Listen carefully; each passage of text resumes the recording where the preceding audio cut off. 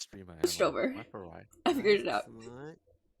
Good Omelette. Morning, everyone. Welcome to the eighth episode of the Namless Vtuber Podcast. Good morning, good afternoon, good evening, good time zone. Good time zones. Woo! Good time zones. Today we have your host, Nix Oleander, Mimic, and then our guest, Kuhu Kai. Hello. How are you two? Awake. That makes one of us. Awake. Awake, alive. Awake, surviving. alive. Yes. How are you two today? I'm here. You're Okay. here. I'm surviving. I'm trying to remember my how coffee. to write on Discord that we're here. How to write on Discord put it in the we're live here. one. That tells you it's been a morning, a day, an evening for all of us. We're all three of been a us are in time different.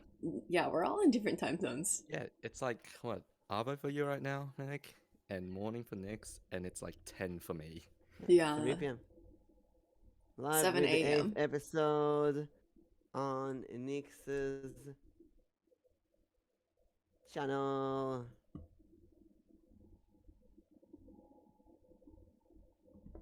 It So has what- been tweeted and discorded. It has been tweeted on Discord. Yeah, and hello to What our is- viewers. Hello Fedora. Hello Jera. Hello Fumi. Hello there. Good morning, everyone. Good afternoon, good evening, good time zones. Why don't we get started with introductions? Mimic, would you like to go? Hello everyone. Surprise attack. I am mselboim, a D20 mimic VTuber in human form. I'm doing D&D, tart reading, gaming. I had a birthday yesterday. I got a lot of games. I'm gonna try them today. Happy birthday. Happy birthday. Thank you. I got it's my first birthday as a VTuber, and I didn't do anything Ooh, special. Well, exciting.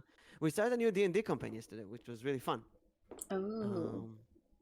Yeah, so now I have 2 weekly things. I have this podcast, and there's a D&D campaign that's gonna be weekly with the same people, and I think that's gonna be a great lesson for the coming days as a VTuber.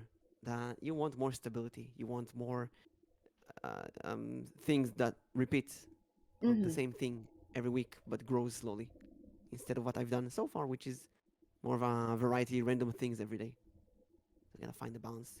Hello. Hello. Don't welcome open in. the door. No. And hello, Facto. Hello. Welcome in, everyone. Don't open the door. Why don't open the door? It Don't you already want been opened. stability, though? I do want stability. Yeah. Yeah. Yeah. That's what I'm saying. Stability, good. Stability is good. I am Nix Oleander. I am a half light elf and a half dark elf. And I have forgotten the rest of what I'm supposed to say. What do you do as a streaming? You're in a hiatus, but when do you come back? So Back. I am hoping to come back pretty soon. I know I had made an update last night on Twitter, extending my hiatus again. I'm hoping to come back within 2 weeks.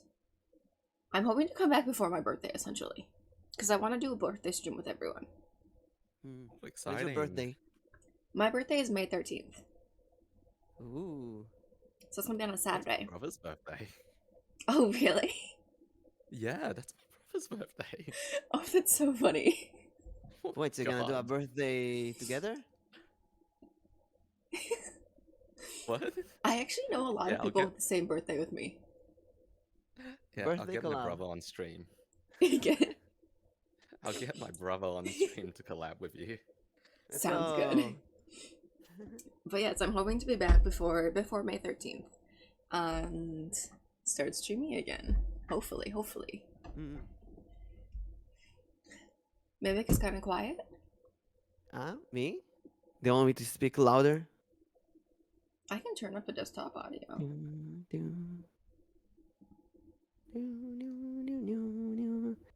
does that Anton sound? and Digi-chan, hello. Do I sound better now? Do you hear me better? Hello, 1, 2, 3. 1, 2, 3, 4. think Chat, you- I love you. I think chat will need to. You sound good on my end. Love you too. However, I have not played Resident Evil. Sound much better. Okay. Hey yo, nice. Let me just turn up cool while I'm at it. And Cool Kai, give us Mm. another introduction. Yes. Tell us who you are. Hello, I am Kukai. I'm an Australian egg VTuber. Hey Marco, hello. I guess I'm a variety streamer. I do curse content mainly. I'll be honest. Play a lot of Souls games. Stream. What's they say? I stream usually on Saturdays and Thursdays nights. Australian nights. So that's like super early morning American time. That's the It future. is. That's actually the future. Wait, no. Yeah, it's the future. It is. It I is. stream Hey, in the Yep. yeah. I think Tasmania is the most future of futures. I think so. I'm pretty sure I'm in the same time zone. Are we? We're in the same time zone as Tasmania. Yes, a fellow Soulsborne player. I've only just started. I literally Mm. started it for the stream. So I'm very bad and very cursed. I respect anyone who's taking the challenge of these completely uh, tough games. Mm-hmm. Well, why don't we get started with the first question? It's how did you start streaming? Let's So, see. are you a planned streamer or did you just start on impulse? And at what point did you know you wanted to be a streamer? How do you start streaming? And those in chat, tell us also how do you start streaming? So I literally started mine on impulse. I've seen the title just fly across the screen. Well, tell us about it. How did it go? Yeah. I mean, like, I guess like I haven't been watching streamers for that long, all things considered. I started during COVID because like everyone else, because obviously you got nothing else to do. It just looked like a lot of fun, and at some point last year it was just, I guess it was just kind of like I should give this a shot, because I see how much fun everyone else was having in other people's streams, and I kind of wanted that, but on my end, if that makes sense. So it was literally just a weekend, and I was like, you know what, I'll do one and see how it goes. Mm. Did you Yeah, have I a think model by then? COVID is Sorry? Did you have a model? No, by I then? didn't. I literally streamed. So basically, I used the PNG for my first two streams, the one that's on my Discord. I just She's took that not this and egg, not changed the it. egg So that we not the egg, we see not right the now. egg. No, this is recent. Is it recent? Yeah, this is recent. It's What's great, that? How though. are you an egg tuber? That's kind of funny because I looked at it this week like an egg tuber. What does that mean? What kind of Oh, egg? An omelet, look, upside sunny side up, I, scrambled egg, soft I'm not. ball, hard ball. What kind of egg are you? I am a fried egg. I am a proud fried egg. Fried egg. You have a great So the whole emoji to egg use. thing, actually, so when I started streaming, I got a model of Nizimas, which is still the model I'm using right now. So I want to have a proper model at some stage in the future. But I literally just threw a whole bunch of random stuff on it just to see what stuck, because I didn't have a theme going in. I just wanted to. I guess my logic was, I'll see what catches on and what doesn't. And the egg thing has caught on. Everyone loves the egg thing. Oh, we do. I always join his streams when I wake up, and he's just covered in eggs. Like I'll join at the beginning of the stream, I'll fall back asleep. And I'll come back and he's covered in like 7 more eggs. Yep. So I have a redeem on my channel where a person can just add an extra egg. Add the egg. And I upped it to like 15 because otherwise it gets too chaotic and it almost always hits cap. Oh, that's so cute. Oh no, oh no, oh no.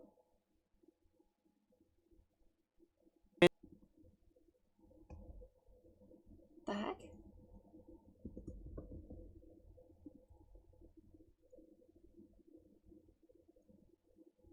Can you guys hear me?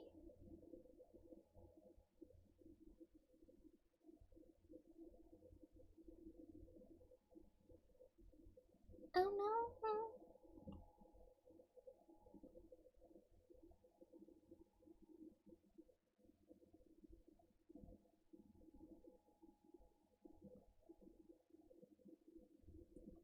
on. I think it's Nix. Nix! We lost Nix! Nix! Wait, what's going Nix!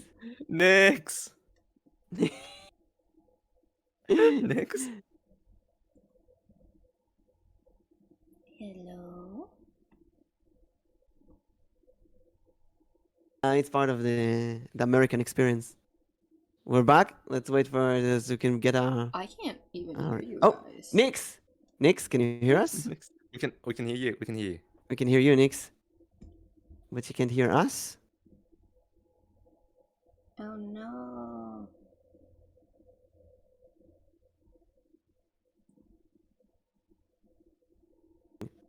Oh. Ban. Let's see. Maybe we'll try to disconnect and reconnect. Hello, 1, 2, 3. Nix, can you hear us? Nix? Oh, wow. Nix. Nix. Nix. Nix! Okay. I can hear you guys now. I can hear you. Ah, now. that's great. I Can you don't hear know us? why that was going on. Nix was also the volume, but the other can hear us. Okay. Are you okay, Nix? Are you with us now? Wait, can I hear you guys? Oh no. Nix, can you hear us? Oh God. no. I love Scuff. Don't we love Scuff? One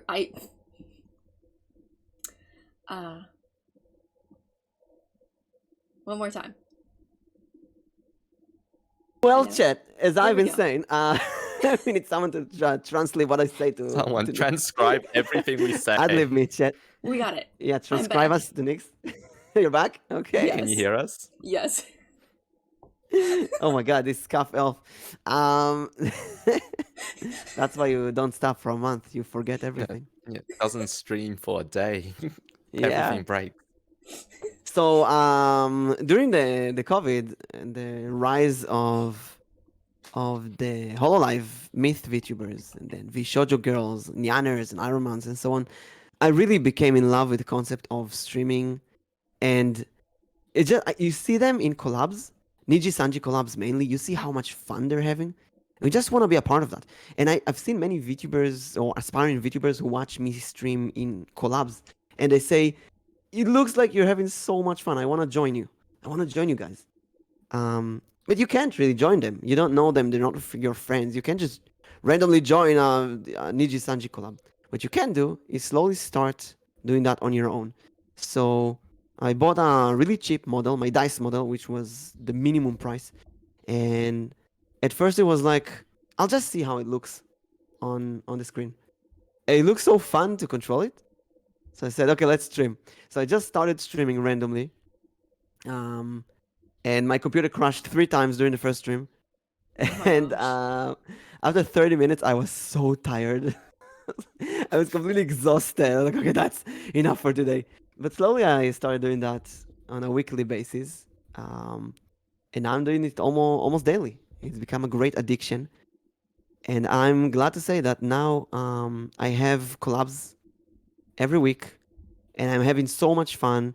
And when people started writing in chat that it looks like you guys are having so much fun, I thought, you know what? I reached that point, the place I wanted to be in, that point where I'm having fun with those friends and playing D&D and games and such. So that's how it started. And I think the best way is to just start. Don't think too much. Just go with no model. Just start streaming, and it's gonna be. If you love it, you'll do more. You'll learn along the way. Yeah, I See, would agree with that. I'm very different than the both of you. I really planned mine out. I planned mine out for October, November. I think I debuted in December. I planned mine for about a month and a half before I debuted. And so I really first thing I did was I tested my internet speeds. I tested whether or not my computer and PC would be compatible with all the equipment. And this was before I even bought anything, because I didn't want to waste any money in thinking it might not go well. And so I was looking through Twitch's what you have to do to be a streamer. And I'm just like, you know, I can't check off some of these, but you know what? We're still gonna try anyways. And so I was just kind of like, okay, I need a model, but I don't want to buy a model because those are expensive. How can I make my own model? And so I found Vroid was an option. So you know what? Let's do Vroid. So I made my model, and I was like, I like this, but at the same time, like I want something else. So I made another one. So I made two models. Is that why you have two models? Yeah. Is it...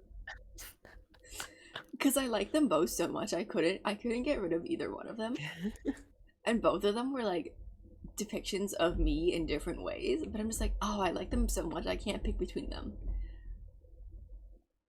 and so that's why I have two. And I was like, if I'm like, let me make a third one. I was like, no, if I make a third one, I can't get rid of the third one either, because I'd want to use the third one as well. So I like stopped myself. And then from there, it was just creating my lore, making my brand, and just getting my name out there. And then when I was ready to debut with everything I did, $5 has been spent in the process. Just show you that everyone can do it, no matter what. Mm-hmm. And every once in a while, I think back. My great first inspiration was the Game Grumps. Until today, they have no model. They just play a game and speak over the game, just themselves, with nothing on screen, no camera, no model, and it works. It actually works. So with a good audience interaction and editing and consistency, it actually just If you're works. having fun, like I feel like that energy really just shines through. Mm-hmm. Like if you, model or no model. yeah, if you're a good streamer, your personality will do all the talking for you.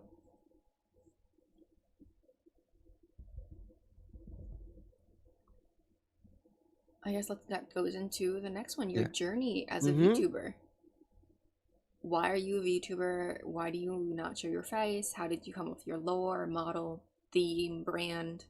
And then how far do you want to take this? Oh, that's a big topic. There's a lot of stuff in it. Mm-hmm. Yeah, that's a big one. Big one. Journey, let's see. I don't know, when I started as VTubing, I didn't do a lot of plans, but I did start watching videos on how to be a better streamer. And I wrote down all kind of goals that I want to achieve. And it's gonna be a year in 2 months, actually. It's surprisingly fast. And I'm gonna look at my goals and see how many of them I achieved, how many I didn't achieve. One of the main goals that I didn't know if I'm going to get or not was becoming Twitch affiliate. And that was a rough journey. It took a while. It took a lot longer. It took like 3 months. But at one point I thought it's gonna be impossible. And it was possible. And that I think is one of the That biggest. really shows it pays off, right? Mm-hmm. Yes, it does pay off. And every once in a while I would do a meme on Twitter, laughing about how VTubing is not a real job. You know, you get $50 or $100 a month. That's nothing for the time that you spent on it. But then people would say, "Well, you actually get money," and it puts me in perspective that I'm actually getting low pocket money. I'm still getting money for doing something I really love, for playing video games and interacting with people. So yeah, like at the end of the day, the money's just an extra. Like it's not what any of us do this for. Yes. Now, I did my birthday stream yesterday. I didn't really plan anything. I just played D&D with some friends, and we just talked for a bit, and that's it. And I think I got 3 or 4 subs. On the other hand, there are people who plan their birthday stream for like half a year before that, and they have art competition, and they have rewards, and they have this subscriber wheel, and all kind of stuff, and they get 200 subs and 400 subs and crazy numbers.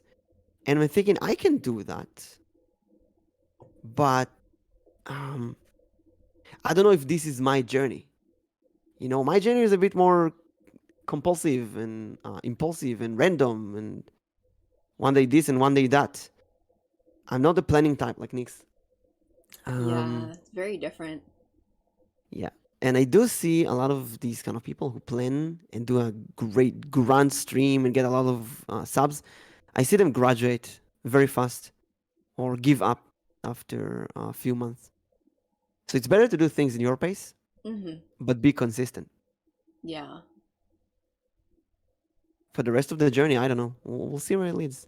We'll see where it But I leads. plan to keep doing that even as a hobby, because that's really I'm really having fun. That's the most important thing. I mean, that really is the most important thing. Like, I Mm-hmm. feel like I always want to just keep this. Like, I want to keep this as a hobby. Right? I can't imagine myself ever doing this as like a full-time job. And I know you really want to, but Hmm. I don't know. I feel like I have too much fun to put that extra responsibility on. I Hmm. don't know if that makes sense. Yes, it does. Mm-hmm. It Yes. does. Yes.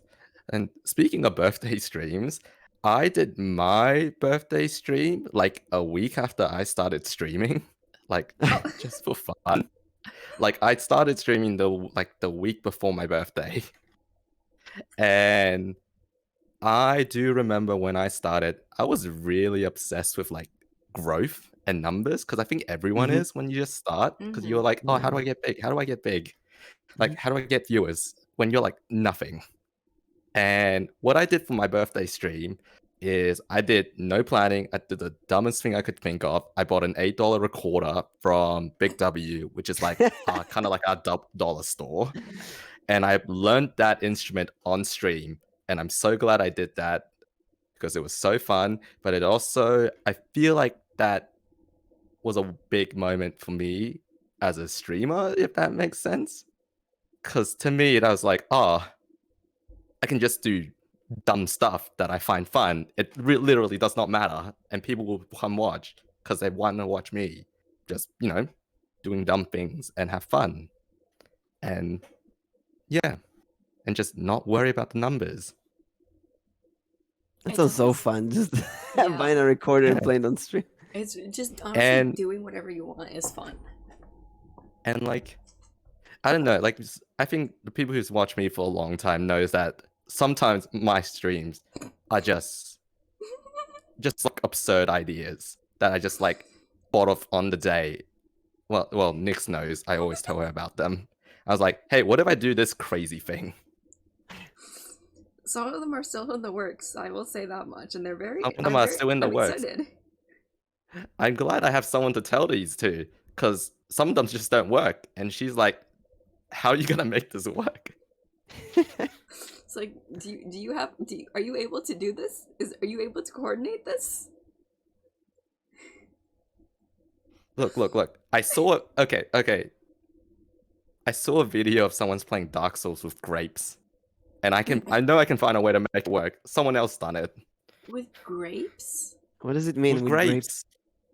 He had wires going out of the grapes into the game.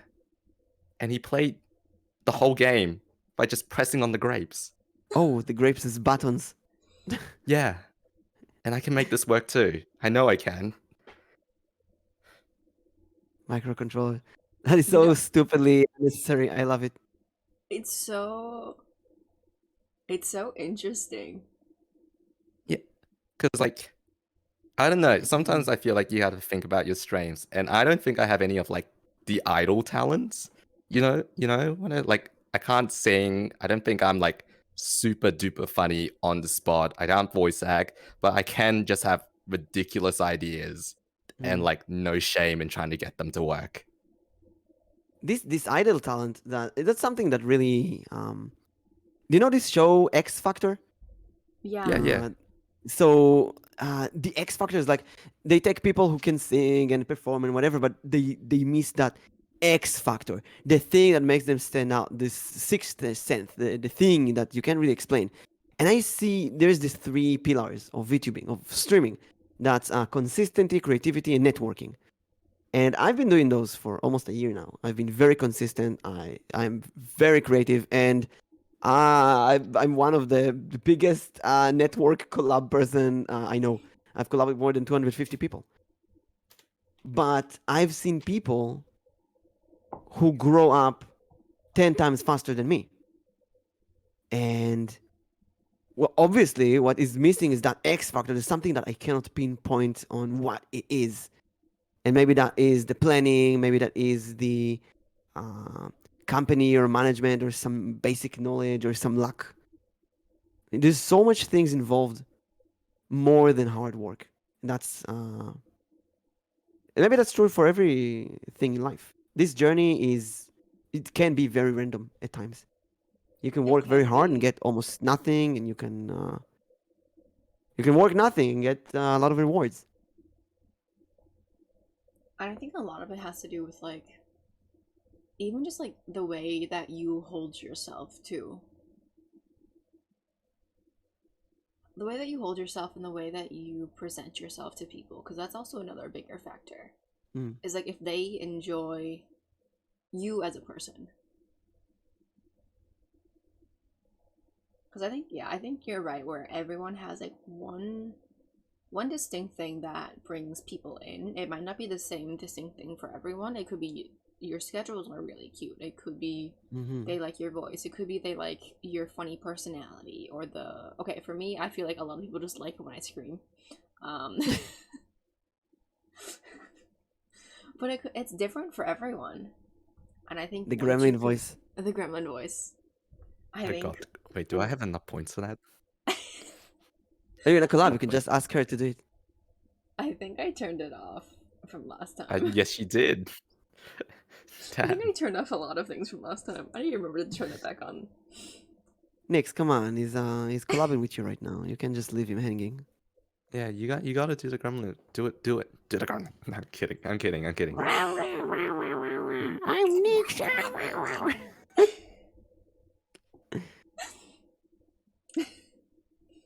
But yeah, I So think Nix, it's tell us about your VTuber journey. so my journey. So I guess like I originally I wanted to stream with my face actually, and this was a while back. I think this was 3 years ago when I wanted to start streaming, and so I wanted to start with a webcam, and so I have a webcam. I have a mic because I wanted to start streaming on Twitch. I didn't know what I wanted to do. I just knew that I wanted to start streaming. But back then, my internet was horrible. I mean, it's bad now.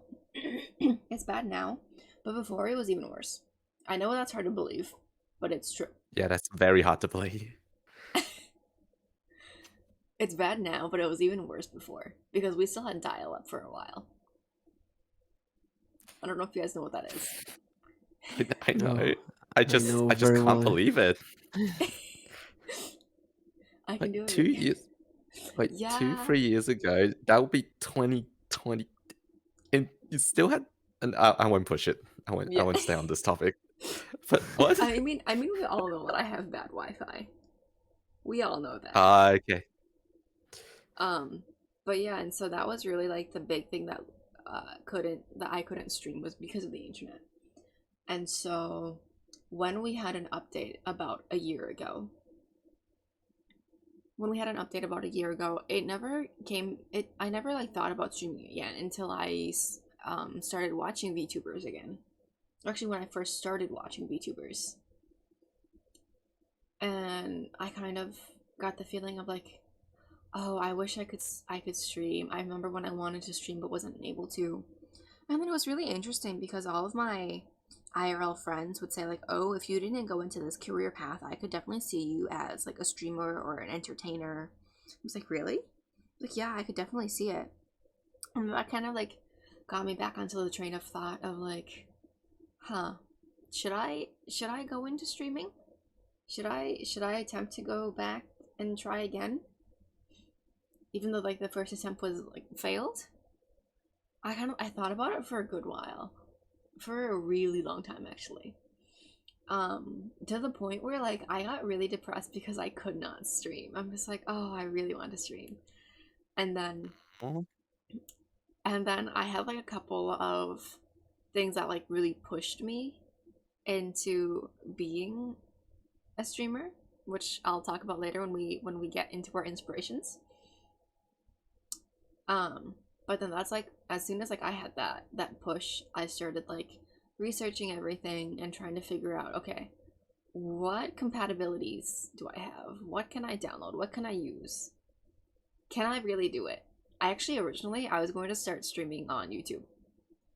But then after talking to people, I'm just like, you know what? No, we're gonna be on Twitch. Yeah, I was thinking, like, I was debating whether to start on YouTube when I was starting out as well. I feel like there's not a lot of people on YouTube, but like once you get seen, then you get seen. Yeah, that That's was my a impression. I that's a had, big debate, just a huge debate. Yeah. Uh, I started I get, as oh you go, cool. sorry, I was gonna say, I had the impression YouTube was a lot better for growth if you could also maintain videos, like just Mm-hmm. short form content. Mm-hmm. And when I started, I did wanted to do that as well, because like whole big, like oh, I'll be big, I'll be famous kind of thing, like content Yeah. creating like grind set that like I don't know, I just don't. I feel like like I still want to do it, but I don't have the energy for it yet. Mm. Would I you think ever it's there's transition And to YouTube? the effect of well all three.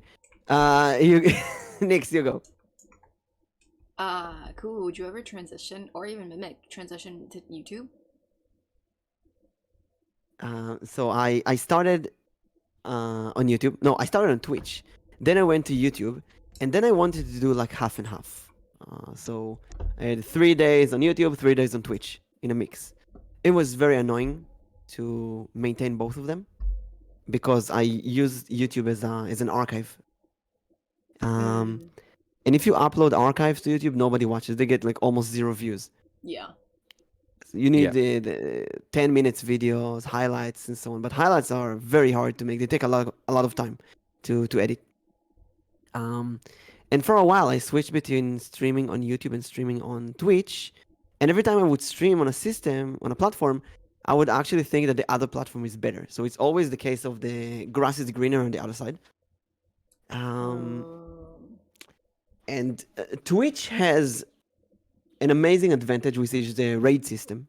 It's just great. The raid system is amazing, but at the same time, I feel like many people who watch me on Twitch are streamers as well, and at the end of the day, they will either start streaming themselves one day and stop watching me, or they will try to get viewers from me and stuff like that. I mean, I have so many people who self-advertise, even though it's against the rules. That's mm-hmm. something that's it's been really bothering me about Twitch. Um, on YouTube, on the other hand, you get a lot more random people who are not necessarily streamers or uploading videos, but just want to watch stuff. But then again, you don't really have the raid system. It's not the same way. So I'm still every day. I'm thinking, do I stop Twitch and go to YouTube? Do I try this again? But now that I'm affiliated on Twitch, I'm already trapped in the Twitch net. That's And true. now, yeah, that's yeah, true. You can't do both when you're. You could. I think you still could. You just can't multi-stream, right? yeah, and you can't multi-stream, and it's a lot of work to focus on both of them at the same time. Mm-hmm. Yeah, Choose one and it's it better. really feels like one of those. You'll get a lot more out of either just by completely dedicating yourself to it. Yeah, Yeah. I did a tarot reading back then, and the Hmm. tarot reading said that Twitch with hard work will pay off the best. So I went to that knowing that I will have to work hard and it will be slow growth. But you can multiple, but you can stream on both. There's a way to stream on both, but um if you're on Twitch affiliate, you can't upload your content to other platform for 24 hours. Mm-hmm. Also, personally, I feel like when you multi-stream, it kind of actually takes down the quality of your stream because you're keeping track of two separate chats, Yeah, you have Oh to. and a yeah. lot of the fun comes from chat interacting with each other as much as they're interacting with you, Mhm. and to have that chat be split into two, I feel like it does detract from the streaming experience. I agree. If you have two chats, Mm. they're not gonna know about each other unless you can fuse the Yeah. chat somehow. Yeah. Um, I mean, I do know most streamers keep their chat on the stream so you can actually see it, and it kind of works, but it's, I don't know, it's not the same. mhm. But again, you always miss the other part. What if it's better there? What if I'm missing something? And I think that the biggest answer comes from looking at other streamers.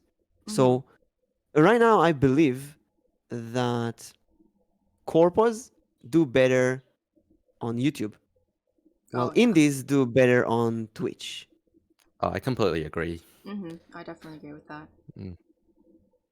So I'll stay with that, with all the current costs uh, of Twitch. And ideally, the best system is to do like Iron Mouse and Yanners, which the visual girls have been doing that for many years now. You just stream on Twitch and then you make a highlight video and upload that to YouTube. But that will take a lot of editing time. So Mm-hmm. again, work, a lot of work. A lot of work, a lot of work. Yeah. And It I don't know, it. I feel like, oh, sorry, you Go go ahead. next. Go ahead. Go ahead. No. I was just gonna say, I feel like as a small VTuber, if you post your clips and stuff on YouTube, they don't always track back into more viewers, because in a lot of these cases, people just want to stay on the same platform. Mm-hmm. Yeah. Mm.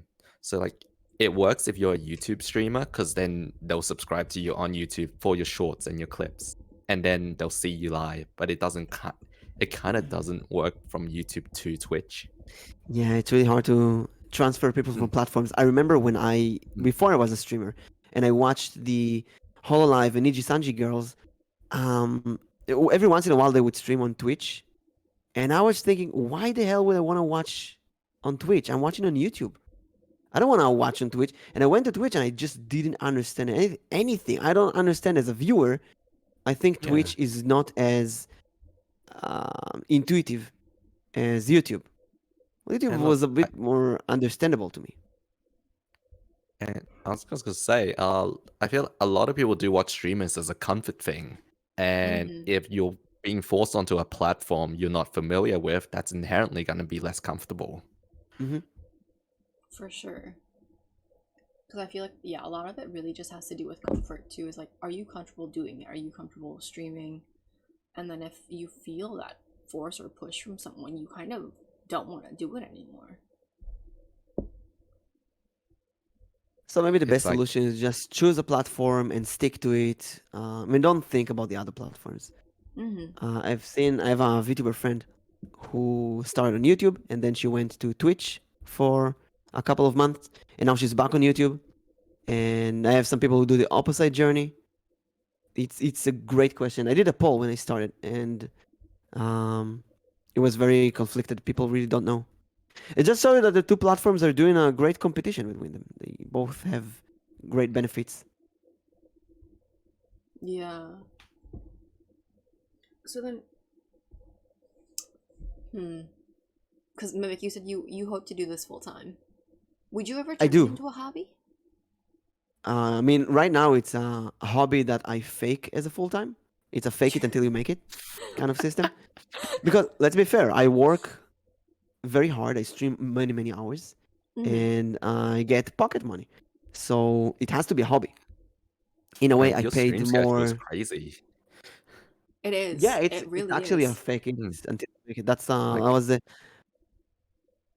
I'm trying to I feel stream like on I a. rarely see you not streaming. We I'm gonna try guys. to stream on a daily, same time almost every day, It's so hard. and it is hard. It's really hard, and sometimes you don't feel like it. Sometimes you feel, I don't want to play, but then again, I allow myself. I know from working out. I'll take it a step back because everything we say about streaming, I go back to the year 2018. It was a bit before COVID, and I was heavily depressed. I went to psychotherapy for the first time in back in 2017, and then I started taking medicine.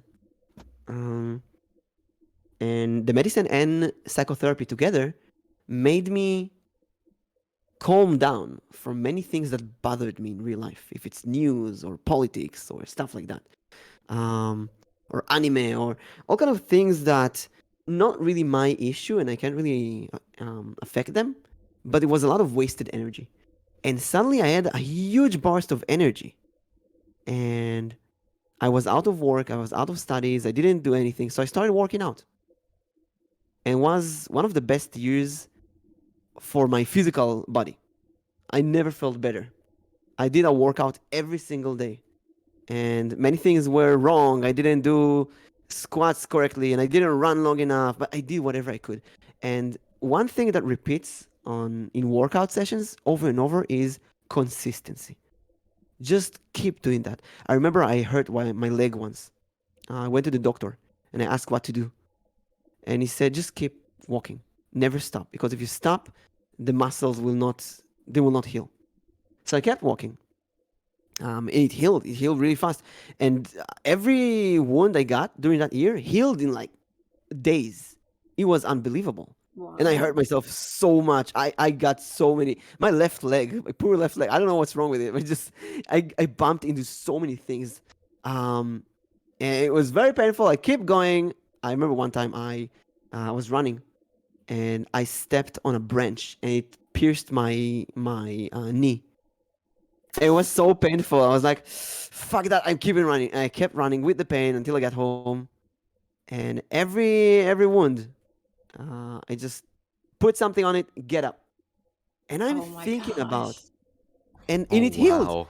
It healed the next day, and I could run again. It was great. I felt so good. I felt I felt like I was like Superman. There's no other way. Just it felt really really good. I felt like invincible. And many times bad things happen on streaming. I get that image back in my head. Sometimes you have no idea what you're doing because nobody tells you. Sometimes you have to work on your own. Sometimes things don't go as plans. Sometimes you get hurt along the way and you fall. But if you get up and keep doing whatever you can, then things are gonna get all right. So if I want to stream, if I know that my schedule says I'm gonna stream, but I don't want to play a game today, then I can, like you said, cool, get a recording, play that. Sometimes I don't want. I want to play a game from the '90s, the game that I played when I was a kid. So I get that game, I find it on GOG or something, and play that. And it's fun when you let go and do whatever the hell you want. You can ask Anton in chat. Sometimes I play the weirdest games, uh, and my chat has to suffer that. You do play some interesting games. But you know what? That makes it more interesting because they're unique and people want to come and see unique things. Like a cockroach. Speaking about the cockroach game, there's a new there's a new cockroach game. That's horrible. It's really bad. But I got some games as a present gift for my birthday. And Arrow yesterday asked me what game do I want for my birthday. So I gave him a few options, and I don't feel comfortable when people buy me games. It's like it just I don't know. I'm like feel forced to play them. So I gave him that $1 horrible cockroach game. I was Oh like, my yeah, gosh. get that. Oh god. And I tried it yesterday. It's horrible. I'm gonna play it maybe today or tomorrow on stream. It's a really bad game. I think I'll survive like 10 minutes maybe. 10 minutes? 10 minutes is better than nothing. 10 The You at least minutes. cost, Yeah. tried. the cost, to be honest, is that as a variety streamer, you lose a lot of the potential viewers who want to see one specific game. Like Yeah, people that want to is see me true. play. For example, I play a lot of Diablo, Binding of Isaac, and Yu-Gi-Oh. And these three are very different genres. Now, something interesting is happening. I actually get a lot of followers when I play Binding of Isaac and Yu-Gi-Oh. But I get almost no followers when I play Diablo. And I've been asking myself why. I think that Yu-Gi-Oh and Binding of Isaac are games that more suited for VTubers because they're more cartoonish, anime Oh. and creepy cartoon. While Diablo is a bit more realistic in the approach. So the people who like Diablo would rather have a face cam than a VTuber model, maybe. Hmm. when I play Yu-Gi-Oh with viewers, I get tons of followers. That's really weird. Makes me want to play Yu-Gi-Oh more. Actually, yeah, now that you mention it, I'm thinking of one game where I played and I have so many followers. I just didn't understand why. But like when I play other games, it's just kind of like it's the people who are normally there. And I The think people Yeah, like that's to watch the true. game, yeah. mm-hmm. Yeah, And so it's just like like people you're getting one. people. Go ahead. Oh no, you finish. You finish. You're getting people who are interested in that game to come and watch, and then they watch the game and then they like you, so then they follow you. Mm-hmm. Little Like nerd I game feel. for little nerd viewers. Easy. Mm-hmm. Yeah, little nerd. That's me. I think for But Yu-Gi-Oh yeah, I with was. viewers, it's because people want someone to play with. Yeah, it's really good if you can find a game to play with the viewers, like Mario Kart or Yu-Gi-Oh. But then the problem starts when you play a different game and you lose those viewers, Mm. which is I think a great challenge for me because I do D&D and games, and I feel like the people who watch me for D&D don't care about games, and the people who watch me play games don't care about D&D, and that's too. I see a lot of D&D creators who just do D&D and get tons of followers. And I feel like playing games or doing tarot readings is like putting a branch in my bicycle wheels for D&D and vice versa. Oh, that's interesting. But I love Yeah. both. I just love them. So you gotta find people who love you for who you are and don't care what you play. Yeah. Cool. What was it you wanted to say earlier? I was just gonna mention when you guys were talking about the games. When I started playing Undertale only a few weeks ago, I Mm, noticed it got like the amount of followers I would get from like a stream of that was like double or maybe triple any other games I yeah. played. There's some games like And now that you, Undertale and Doki Doki Literature Club that are yeah, it just went attracting viewers like crazy. crazy. Yes. Hmm. Mm-hmm. Yeah. I mean, like, I ain't complaining, but it was so strange. I was so used to getting like one extra follower per stream, and then suddenly it's like so many. The problem is, Yeah. the question is, will they The, stay when you play a different game? And that's the. exactly, that's the hard part. I definitely yeah. There are And some I, people who they'll come and they'll just watch the one stream. Mm. hmm, yeah, I've noticed that a lot. You'll get a lot of people who'll come and they'll chat for your one stream, and then they'll just never come back. Mm-hmm. Hmm. And in a way, I'll be And like, I get it. Like, I self-criticizing. totally get it. Yeah, that's what I'm Hmm. saying. Because when I was a viewer, sometimes I would look for people who play a game that I like. Let's say I like The Binding of Isaac. I really looked for VTubers who play The Binding of Isaac, and there weren't many. There aren't many still. Um, but there were viewers. Let's say Vebe from Vishojo. She played The Binding of Isaac, and she had great Binding of Isaac content. Her Binding of Isaac streams are my favorites. Um, but I never watched her other streams. I couldn't care less about them. So it's like this match between. I wanted to see her react to The Binding of Isaac. I didn't care for other stuff. I didn't want to be a part of her community or whatever. And then again, you have Iron Mouse. I did feel like I want to be a part of a community, and I liked whatever game she played. So it's unique, and sometimes you might even get these fake followers. They're not really fake followers, but they're like temporary followers. I remember I played Rabbi Ribi, and during the stream there was one person who did music remixes of Rabbi Ribi, and he joined the stream and we talked about Rabbi Ribi. Was very very great, and he followed me, and I never saw him since. But he kept asking me if I'm going to replay Rabbi Ribi on a higher difficulty and so on. So he was looking for a Rabbi Ribi streamer. Mm. Hmm. Yeah, So I feel getting like. these, Go getting ahead. the viewers that are there And look, for I you, feel it's not like, easy. and Hmm. look, the thing is, I feel like that's fair. Like, a lot of people just want to watch people play the game that are their favorite. Yeah, Mm-hmm. but that's a new perspective I have about Undertale and Doki Doki Literature Club and Yu-Gi-Oh. These games are very anime. Naturally, the people who like these games are attracted to VTubers. So when you talk about VTubers, maybe it's smart to focus on games that have great art. And I think about it again, games that I played like Beacon Pines, for example, I got a lot of followers more than games with realistic art art style. Um, so VTubers play games that match your VTuber art style, maybe. I've also just noticed there's a lot of games that are, I guess, common among VTubers, but only VTubers, What and not. example? Uh, Wait, no, I'll word it a different way. There are a lot of games that I'm seeing that are big categories on Twitch, but I never see a Minecraft, VTuber play it. Apex. Yeah, Minecraft, Apex, those are the big ones. I see a lot of VTubers play Hades a lot. Hmm.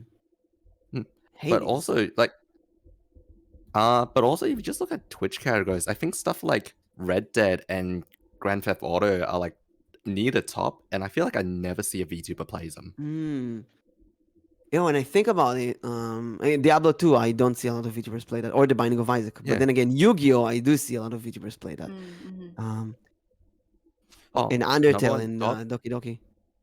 I'm looking at the categories right now. Like Dota 2 is like the fourth highest. I don't think I've ever seen a VTuber play it, but I've seen heaps of VTubers play League. Yeah. And for good reason. There's Yeah. cute characters, anime. Hmm. Whatever way we look at it, the vast majority of VTubers are girls. And there's all kind of reasons for that. Mostly privacy and protection and so on. So, and it's not only girls; it's people who appreciate art because as VTubers, we're talking art basically. We're a painting who speaks, and we naturally appreciate games that have good art or unique art, or you know what, even games that talk about issues that VTubers deal with. If it's depression, ADHD, OCD, stuff like that, that streamers and deal with, but VTubers more than other streamers because we have this privacy issue that we hiding ourselves behind cartoons. So we either want to be anime characters or we deal with all kind of heavy issues. So maybe games that deal with those kind of issues, and then game that have good art will attract more viewers because they match as a VTuber. Good VTuber game, good game for a VTuber. Yeah, it's also I've also kind of noticed is like people will sometimes search for the game and then they'll see the model, they'll see the face, and then they'll say, "Oh, this person's model looks cute," or like that person looks attractive, or they look interesting. Then they'll click into it because they were already looking for a game to begin with, but then they just got that bonus of, "Oh, this person has a cute model," or "This person has a nice looking face." Yeah, of Mm-hmm. course. Like the model is it's essentially your advertisement. Like Mm-hmm. when people see your streams, like the thumbnail. Like that's gonna Yeah, be the thing they see no matter where you are in It's the your game. cover. Yeah, it's your exactly. cover. Yeah. And my, Mm. my issue with And it like is that sometimes I play games that are too heavy for my computer, and I have to sort with PNG like now, and then I get less followers because they can't see the full model. They get only the Mm. small experience. Yeah, What kind that's of how I streamer are they? feel. Avatar and state for their personality. Yeah, exactly. Mm-hmm. I got a new exactly viewer recently, exactly. and they watched me play Dredge. Dredge, by the way, is a great game right now. It's both has great art style, Lovecraftian elements, so it's really good for VTubers, and it's very popular right now. And I got a few followers from Dredge, and now people who play Dredge started raiding each other. So a person who played Dredge rated me as I played Dredge, and I rated someone else who played Dredge, made in this kind of cool chain. And one person got in after they saw my D20 shirt Oh. under my model. It was like, "Hey, are you into D&D?" And I was like, "Well." And then I introduced the 130 VTuber D&D campaigns I've been doing lately, and they flipped and subscribed immediately. But it's it's so crazy to think about all this stuff. Makes you understand why many corpos ask auditions for only people who have been streaming for a year at least. Because in that first year, you learn so much that you cannot even imagine. You do learn a lot. You do. I feel like a lot of it has to do with trial and error. Mm-hmm. I don't know if you guys noticed earlier when my audio disconnected, but I do have a tech issue counter. And Yeah, I saw that. It was 31. we're at 31. And I guarantee you that that number is inaccurate because I only made that counter recently because of how many tech issues I was having. But like all of those tech issues have allowed me to like, okay, now I know how to prevent that from happening. Mm-hmm. And you kind of just learn off of all of your mistakes, and then you And learn from cool, watching after other people. cool today was muted for like before we started, Yeah, and before this we happened. started, I was muted for like 5 minutes, and I was It talking the whole happened. time. It happened so many times. Like, I think last week or even this week, I was muted at the beginning of the stream, and who was it? Anton, maybe? I think. Like, Mimic, you're muted. Like how? How? Almost 1 year. Yeah, Anton. Almost 1 year of streaming. I still mute myself randomly. It Can I happens. just say, if you're a chatter that tells us this stuff, thank you so much. Yes. Yes. I Thank you. Mm-hmm. listen. Sometimes I watch like Izu or Tori or streamers that have good voice, and they have tech issues like the game is too loud or one of the collab partners can't hear them, and nobody in chat will tell them. Yeah, And and it's I would go like, in and say, music too loud, game too loud. And they're like, I'm streaming for 40 minutes. Why did nobody tell me? yeah. It's like, Sometimes, and these yeah. things you don't know unless someone tells you. Mm-hmm. It's sad And too. it's like a 10-second fix, really. You could change a few sliders on OBS, but you need to know you have to do it. Mm. Cause like you can't So, really gauge what it sounds like on their end unless you have it up yourself and listening at that moment. a Even huge thank you so. to all the viewers who help us fix audio issues. Mm-hmm. Like, And when a I huge started streaming, oh, sorry, nope, I go ahead. interrupted. Like, I knew how common of a problem this was when I started streaming. I literally had like a timer that popped up every 30 minutes as a stream bot. Like, hey, please tell me if my audio is fucked. That's I smart. remember that. I think I have seen Yeah, that. yeah. I got rid of it because I think it's kind of at a good place now, and it was taking a Mm. lot of space. Mm. But yeah, I just I wanted have to. I have OBS on the second monitor, and the two music thing, the sound bars, the audio mixer is really big, so I constantly see when I speak, it reaches the point where I want it to be. Yeah, I do the same Um, thing. yeah, and I kind of got myself Okay. used to just looking at that and looking at the collab partners and looking at everyone, make sure that the audio is okay. And every once in a while I listen and it's okay, um, well, tech issues will be. It's a part of that. I I wrote a meme mean, about it yesterday and it was really popular. That um, just you VTubers are bad at games. Yes, we have to deal with like 7 to 8 apps that crash mm-hmm. every second. I saw that. Yep. I was just like, yep, that makes sense. You would think it's like, oh, OBS game. No, I have like 7 windows up all at the same time, and I keep mixing It's them up. yes, it's crazy how many things you need app. Why isn't there one app that does everything? Because every one of them does something better than the others. It's crazy. Mm-hmm. Thanks, bye, Fedora. Thank you for joining. Have a good one. Have a good So one. what do you have up now? I have, and I'm not streaming. Nix is streaming, but I have the podcast window. Tristan CPU usage. I have Nix's stream and chat. I have the extra window for the guest star because for Mm-hmm. some reason you need an extra window for that. I have Winamp for the music at the end of the stream. I have, if I play a game, I have a game. I have OBS obviously and all the docs and windows for OBS in the chat. So it's like I don't stream right now. I don't have VTube Studio. I don't have the TIT system. There's so many things aside from that. It's really crazy how much a VTuber needs to do. Yeah. Ryzen high I CPU I temperature. CPU temperature. Yeah. Yeah, because like even now, like I'm Ooh. streaming, and like normally if I was playing a game, so like this is just the podcast, so I have the guest start window open, I have Discord open, I have OBS open, I have the chat open, I have the questions box open. There's just so much going on, but that's just for the podcast.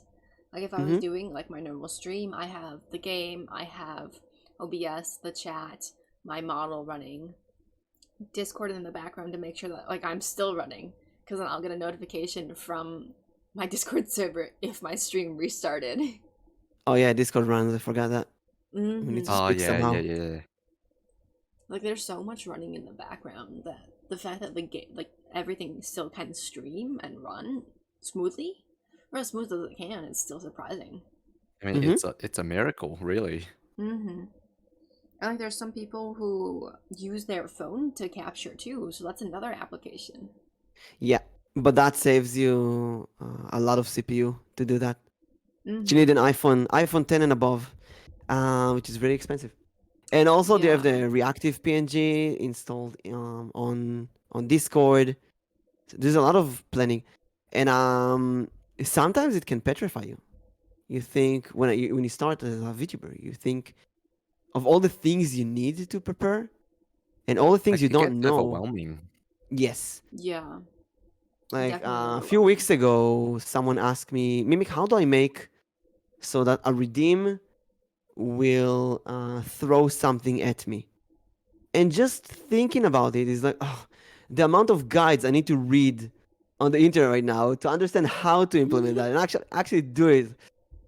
And all the communities you need to run, and you need to run a Discord server as well, and all the systems and the platforms, and maybe Facebook and Instagram and TikTok and Fansly if you're a YouTuber, and Twitch and Twitter, and sometimes it's too much. There's so much to it, and I don't think a lot of people realize like when you're just a regular like face streamer, all you have to do is turn on your camera, have OBS in the game. Whereas when you're VTubing or you're doing a PNG, there's a lot more that has to go into it. Yeah, To play and devil's advocate, the uh, collabs as well, because collabs, I think face cam streamers do not collab as much as VTubers. VTubers Mm-hmm. come from the Japanese industry, and collabs is a part of it. Collabs is like Yeah. really it's become a normal expected trend. And then you have to set up a collab. You have to schedule with people. You have to make sure that their PNG is activating, or you use Ninja to show their model, and you need to choose the same game, and you have to deal with the connection issues with that. Um, like the D&D I run right now with the 6 girls, only 3 managed to make it yesterday because the other 3 had some sudden life issues pop up, and I expected that. I always get a backup plan because I expect that when you schedule with 7 people, half the people would not be able to make it in time. So we made a backup plan, and we played an improvised adventure instead. But it just show you how much more complicated it is. And I remember when I watched VTubers, again, Whole Life, Nijisanji, Vishojo Girls, before I became a streamer, it looked so simple. It really looked simple. You kind of even underestimate their abilities, saying, "Oh my, this looks so simple. I could do it much better." But then you get to the then core you of the try to big do it boys. yourself. Yeah, so Mm-hmm. it's like cooking. You think how complicated can that be? And Haha, haha, haha. And then you learn how complicated it really is. yeah, you burn a few stuff, a few things, and you learn there's a lot of Yeah, hard burn the work. house down once or twice, and then you're good. Yeah, you just Hopefully, need it's to not your house. Burn someone else's house. go to Shoot, someone burn your else's neighbors. house, cook food for them, and then burn. Oh yeah, Yeah, go to when their house and you be like, "Hey, can I cook you dinner?" Mm-hmm. for free. There's a small chance I'll burn the house though. It's a That's we small, have. small, tiny chance. That's we have home economics in school, in Japanese schools. Yeah, I wish they did that. Some schools do that in the States, but not all. I As in home, think we don't like have a cooking single classes. school who does that in Israel. Which I always saw anime with home economics, and I thought that's such a cool thing to learn how to cook. It Uh, is. in Australia, they do those classes. The thing is, they're not very good. Oh, really? I remember distinctly that I think we were meant to make tacos all once when we were like 13, and the recipe they gave us did not mention not to put metal plates in the microwave. Oh, but I remember that day. is that not common sense though? For You would what think age were so. you? How old were you? Like 13? Well, it's not common sense then. When we got microwave for the first time, I went to the internet Microwave go brrr. and I asked the internet, what should you put in the microwave? And apparently, I was the only one in my family who actually did that. My sister, only recently, I figured that she puts plastic plates in the microwave. And I was like, Huh? no, you don't do that. And she was like, why not? I've been doing that my whole life. Like, no, it's not for microwave. And I had to go to the internet to prove her that there are specific plastics made for microwaving, Mm-hmm. and the general ones are not for microwave. And there might be some people who put plastic bags or plastic plates or stuff like that in the microwave because people don't know. People really don't know. We got our I'm old getting microwave to anxiety my just thinking of gran. it. Yes, but I have all the what's it called, Brainiac, on the science channels. I used to watch that. I loved it. Brainiac, Science Abuse. They put all kind of stuff in microwave that you shouldn't, and you see how it reacts. Oh, that's so interesting. Put a VTuber in the microwave and see what happens. Put Nix in the microwave. She's small enough. No, I don't fit. I'm not She makes- small. Gremlin voices. No. Just small. Remember, guys, Nix is tiny. Incredibly small.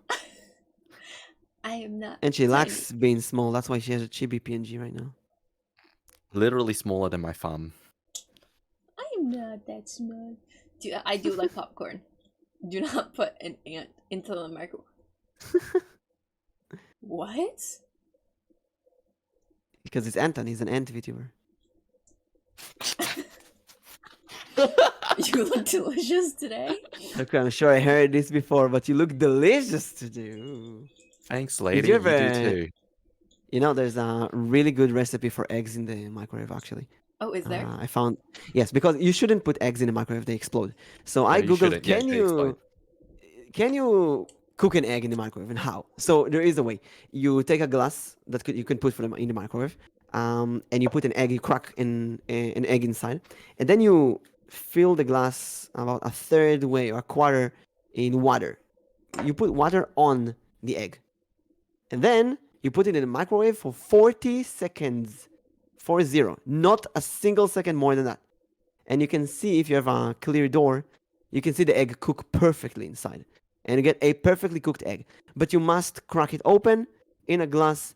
You must put water on it. And then put it only for 30 to 40 seconds. And you get a perfect egg. You just you pour the water out carefully. And you put it on bread. Only 40 seconds for an egg. I've done that before, but I'm pretty sure it exploded. You need to put the water on top. I Sometimes did. people don't know. There's actually another thing that I do. And they're steamed eggs. And so same thing, you crack an egg into a cup, but you add water and mix it with the water. Oh, I see. So like a good Oh wait, I know what you're talking about. like a one I love ratio. that. Yeah, so it's like 1 part egg, 1 part water. And then if you want to put like any seasonings in it, you can, and you mix it all together. And then you microwave it for, I think, depending on like how strong your microwave is, like 30 seconds to a minute, and it becomes really fluffy steamed eggs. You see, I like everyone, you doing get that. here, not only talk about VTubers, you also get recipes for your microwave. You also get That's variety recipes. streamers. That's variety Variety streamers for you. Mhm. Variety. Actually, cooking is very, very common with VTubers. If you go back, Yeah, very VTubers, common actually. yeah, VTubers started from Japan, from Mhm. Kizunai. She's, I would say, the mother of VTubers. And there are VTubers before her, but she's the VTuber who not I only feel like you could call these Kizuna Ai the first real VTuber. Like the yeah, way we think of VTubers. I mean, exactly. like I know there's a joke that like oh, annoying orange is the first VTuber, but like everyone knows that's a joke. Yes, but Annoying Orange was small clips on YouTube, and Kids and I went with longer shows and later live streams, and she did all kind of varieties from playing games to cooking to um, it was a Japanese variety show, and I feel like many VTubers today are still doing those things that Kids and I did back then because Hololive and V Shoujo and Niji Sanji are doing them. So it's VTuber is Japanese in its core. And it's more than just being a cartoon character. It's doing these Japanese variety things. Yeah, and the variety I feel like also brings in the people. Mm-hmm. And that includes the collab, that includes the cooking streams every once in a while, or music streams, or karaoke streams, and that includes. Like I had I something do else in think my head. like I forgot. variety is kind of baked into being a VTuber. Like it's a lot easier to be a variety streamer as a VTuber Exactly. than a Yeah. face cammer. Because I really get. I 100%. think we talked about it last week with Izu about would you do a collab with a face streamer? And I want to. It sounds fun, but how do I even approach someone? Do you approach a face streamer like you approach a VTuber and say, "Hey, do you want to collab?" Do they have that word? Would they understand what I want? They would ask me, "What's a collab?" It's like, "What is that? What do you want to do?" Like, "Hey, we can play a game together." Then why do you call it a collab? Why do you call it a debut? Why? We have so many systems for VTubers that we take for granted, but they're odd for face streamers. Because face streamer is an American concept and VTubing is a Japanese concept. That's true. That's very true. That's very true.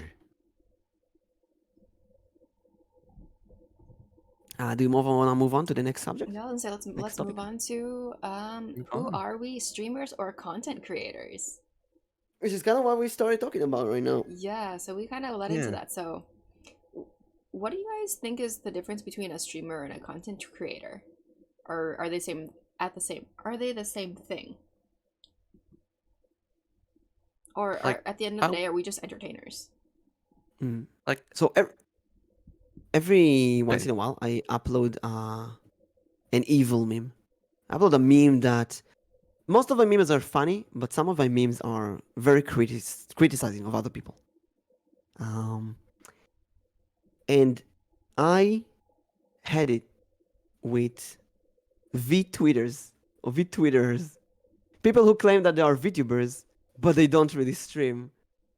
And when I said that you have to stream to be a VTuber, in my head, stream or upload videos, not specifically stream. You can upload videos, but VTuber, you have the YouTube in the name. You have to be this tuber person who makes video content. You can't just upload memes on Twitter and call yourself a VTuber. It doesn't work like that. And a lot of people got really pissed off. People got really angry from both sides. Saying that, no, you should be any content creator can be a VTuber. No, VTuber is not a content creator. If you're a VTuber, you're a tuber. You're a virtual YouTuber. And YouTubers are naturally people who deal with video content creation, whether it's streaming or upload videos. If you're an artist who just draw, but you don't draw on video or stream, you're not a VTuber. You're an artist with a PNG. And you can be a PNG tuber, I don't care. But you gotta deal with video content creation. That's what I think. Yeah. And I think that's one thing that people... Hold on, I need to sneeze. Do it on stream, I wanna hear. Yeah, we demand a sneeze. You're a sneeze tuber now. I'm a sneeze tuber, but I don't need to sneeze anymore because it went away as soon as I said it. Oh no. PNG my tuber. What? Yes, lady. What? You jinxed the sneeze. I jinxed the sneeze. Like, I didn't want to suddenly sneeze.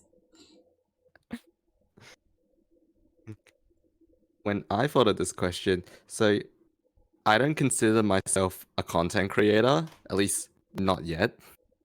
And the reason I don't is because I don't really I guess I don't make any content that has like this is gonna sound really mean to myself, but like has a purpose to it, if that makes sense. Like I don't go Mm. back to my vlogs, I don't edit them, I don't try and like I don't plan a lot of them in advance, which is why I don't consider myself a content creator. Like a lot of my streams is really just me messing about and just, you know, just having fun. But it is content. You're creating content.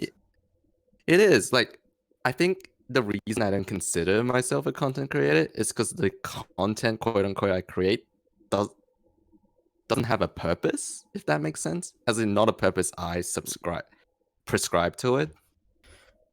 Maybe you feel like it's not good enough. It's not high quality enough. You don't work hard enough.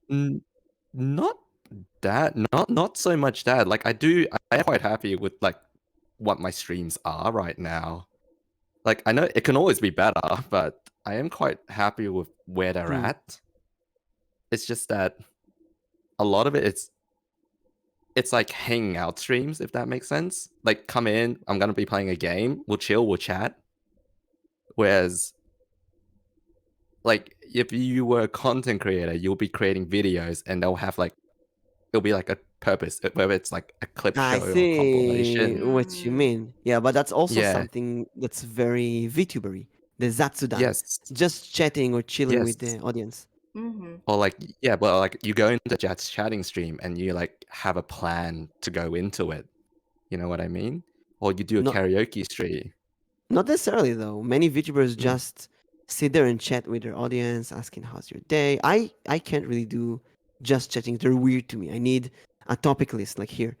But there are many VTubers, girls mostly, that I've seen that are really good at that, and that comes from the Japanese. You can see Hololive and Iji Sanji girls who do Oh, just chatting only. They of don't course, play they're games. really good. There are some Yeah. VTubers who only do just chatting, Yeah, exactly. and And it's content. they're fantastic. It's fantastic.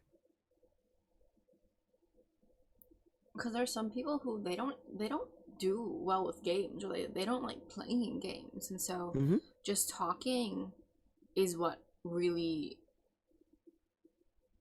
they really enjoy. So then I guess my question is like, how is that different from an entertainer? How is what we're doing different from entertaining people? I think it's both. We are entertaining through content creation. So like a subcategory. Yeah, at the first, the basic thing is that we are entertainers. We're actors on this virtual stage. That's the basic of it. And our platform, the way we do it is through video, and not only video, but mostly video content creation. We also do art and song and music and such. And then have all kind of subcategories like V singer or V artist or V Twitter and stuff like that. And if you want to go specific, then VTuber is the content creation, I think. The video content creation. At the end of the day, though, I don't think it matters. It doesn't matter if you're doing this or that. Whatever you do that works for you, that works for your audience. If you want to do it as a hobby, do it as a hobby. If it makes you happy, that's the most important thing. And if you want to do it as a job, then does it generate money? That's the most important thing. Yeah, and I think you're right when you're saying like if you're a content creator, you're a streamer, and that's also an entertainer, because I think at the end of the day it just depends on what you categorize yourself as. Because you are a content creator, you make content for people, you are a streamer, you're streaming it, and then you also are entertaining people in your own way. So at the end of the day, you fall into all three categories. They're just different categories that are labeled by other people. And streamers today, I think, is very much I think streamers today is a much bigger category than that. It's not just content creating, because you need to manage a community and you do art and you do music and you sing and you communicate with other people and you do a lot of stuff as a streamer, as a variety at least. Sorry, Kuwa, I cut you. What you want to say? I literally forgot what I was gonna say. I know. the bane of collabs. Collabs, yeah, it's with many I remember people. what I wanted to say like an hour ago. I What played was the it? Binding of Isaac this week. I played the Yeah. Binding of Isaac, and I played the Binding of Isaac a lot. So I thought, how do I make this more interesting? So every time I got an item in the game, I went to Pixabay and I looked for an asset that looks like that item, and I put it on myself. And I uploaded the picture to Twitter last after that, and I looked like a monster with all kind of stuff on me. Let's see if I can find it. It was really funny. It made the stream so much more fun and interacting. It's more interesting, I think, to the viewers as well. And every time someone went in, they're like, "What the hell? You look like you did shopping in hell with all the stuff on me." Let me find the tweet. So yeah, I think whatever you do, it's important to put a spin on it, make it more fun and interesting to everyone. I just That's have kind fun of the with it hard. too. Oh my! I gotta click the link. I mean, but that's always the hard part. Like, how do you find your way to make your stream just the oh my god, Oh my oh my, gosh. oh my god? It was also a Get long this- game. It was like 1 hour and a half, something like that. No, 1 hour, I think. That doll is And so every time cute. I got something, yeah, I just put stuff on me. It's really cute. Can we It get? was really Can we fun. get this photo on the stream? Everyone needs Yeah. to see this. Yeah. I put it on But my yeah, I recording. feel like that's the hard part. Like trying to find a way to take your stream to the next level. You know, like just more than just you playing a video game. Exactly. Or So that's the creativity part. Yeah, everybody plays Apex. How can you play Apex in a unique way? And everybody plays Minecraft. How do you play Minecraft differently? It's actually something maybe I play Diablo 2 a lot. And I find Diablo 2 streams, although I really love them, I find that they are my weakest streams. When I play Diablo 2, I feel like I lose viewers. This is the photo. That doll Beautiful. is so cute. I want that little doll. It's all on Pixabay. beautiful. It's So- so cute. Also, I kept everything in that picture on a folder. I said later, I have a great folder for assets as a VTuber.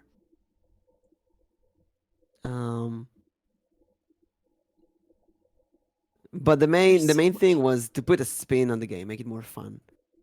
There's definitely more fun. Cool. I feel like this is also very similar to every time you have an egg added. Yeah, that's what I wanted to say because of the Yeah, I eggs. feel like yes. I feel like this is more chaotic though. It's great. It was kind of annoying at first to actually find a similar item. Wait, but cool. Do there you was have so a much screenshot? creativity in it. Oh yeah, Sorry? give us a screenshot of your eggs. I have I don't screenshot them. They keep happening. Let me just You gotta go to your streams, find the most eggs. Find the most eggs. find the most. Probably gonna be the most eggs. Probably gonna be the one. I don't know if the VOD's still up. The one where I couldn't say the letter A. I was there. What? I was there for that one. I think you were covered in eggs. Yeah, that's So still one of lucky. my favorite streams I've done so far. It was because we had you. Oh, it's we were still trying there. We Is were there? trying to get you to say the word VTuber, but you thought the word VTuber had an A in it. Where? So it's the last VOD at the bottom if I'm looking at my channel, right? I did a stream where it was a just chatting stream, but I wasn't allowed to use the letter A in any of the words.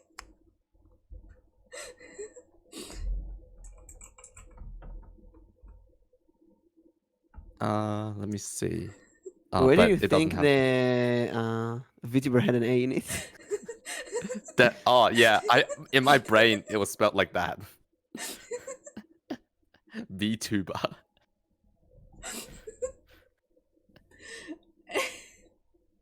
It was so funny. But yes, by the end of that stream, Ku was just covered in eggs, and it reminded me. I of- actually hit the egg limit on VTube Studio. Oh, there's a limit. You can have like Yeah, I think it's like 60 assets plus your model. Wow. So then, Mimic, how many do you have in your photo there? It's a good question. I believe I have 30 or something like that. That does not look like 30. Look like more or less. I'm not sure. It looks like more. Maybe it was more. It really stopped. Oh wait, you know what? I can just look at the asset folder. I still have it here. It's multiple games, but I have 52 items in the asset folder. Oh, wow. So yeah, maybe it was more than definitely more than 30. Yes. Yeah, it looks a lot more than 30. Yeah, and I chased after items just so I can find more of them. And I think I have to do it right now whenever I play the Binding of Isaac. It's now a part of the how you stream it. It's a part And of Yeah. my it's gimmick. a part of, yeah. And I feel like that's one of the best parts, to make those little inside jokes with you and your community. Yes. Mm-hmm. Community inside jokes, exactly. That's great. Yes. For sure. Because, like, they only understand, like, those inside jokes if they constantly come. Because then a lot of people will come in and they'll be like, why are you saying that? Or Mm-hmm. why are they joking around about that? That's a serious topic. But then they don't realize that it's an ongoing inside joke. But I Now feel that we like you talk about also gotta this, be yeah, cool. careful Go. about that. Just to make sure you don't, lock new people out, if that makes sense. Mm-hmm. Yeah. Don't Because alienate I think, alienate new people. yeah, because Yeah. like I think we've all done that when you pop into a new streamer and they have an active chat, and you just didn't feel like you fit in, Mm-hmm. Mm-hmm. and for your own personal like growth, I guess it can be Yeah. detrimental. It's like a new class and someone comes into new class late Exactly, and they don't know exactly. what's going on. Mhm. It's a careful balance where you gotta make your community like feel like it's worth being part of while not locking new people out. Mm-hmm. Yeah. I remember when maybe because it's been almost a year now since I started streaming as a VTuber. The first streams I had a lot more energy to deal with streaming quality. So I would put stuff on me and change my colors every stream. And if you go to my Twitch, you can see the short video that I have. The how do you call it? The highlight video of your channel. And it's like 1 minute where you see all different shapes and forms and colors and assets I put in myself and really played around. So an hour before I started streaming, I would just sit around and redesign my appearance for today. So I played a cowboy game, so I had a cowboy hat and guns and brown color. And I played a space game, so I had more white color and a space helmet and some space game stuff. And I would also make a thumbnail for the game with me with that stuff. Hey, Arrow, yo. Welcome, welcome. Welcome. And now, to be honest, I don't have energy to that. I don't want to deal with it. I don't make thumbnails anymore. Barely. I just start stream and deal with colors and items. I start a stream and then the first 5 minutes while people gathering, I'm asking, so what should we wear today? And together we put stuff.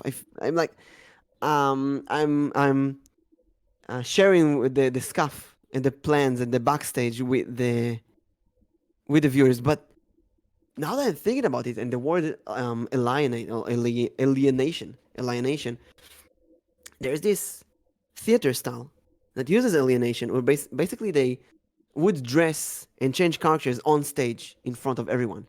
So, and the characters the actors will go on stage like, okay, I'm gonna play this character, and start dress in front of the audience, and change your character in front of the audience, and it's really weird. It's um, there's this concept of the suspension of disbelief as a VTuber, as a streamer in general. We all know that this person is not really a virtual character. We all know that Mimic in real life doesn't have a hat with a teeth and tongue. We all know that Nyx in real life is not actually half dark elf, half light elf. We all know that Kuwu, hopefully, is not a real egg in real life. No, I am a real Nick. I Well, am a real egg. some are special, you know. You don't unfollow. Yeah. Yeah. This is actually my real face. Oh my god, bamboozled. I'm not actually a VTuber. I've been a face streamer this whole time. Imagine. But you see, us VTubers, when people see that when you see the Japanese VTubers, you get this perfect show where they are in culture 100% of the time, and you don't see the scuff on stream, and everything is ready. And if you see scuff, it's embarrassing. It's really embarrassing for them, for the viewers, for the streamers.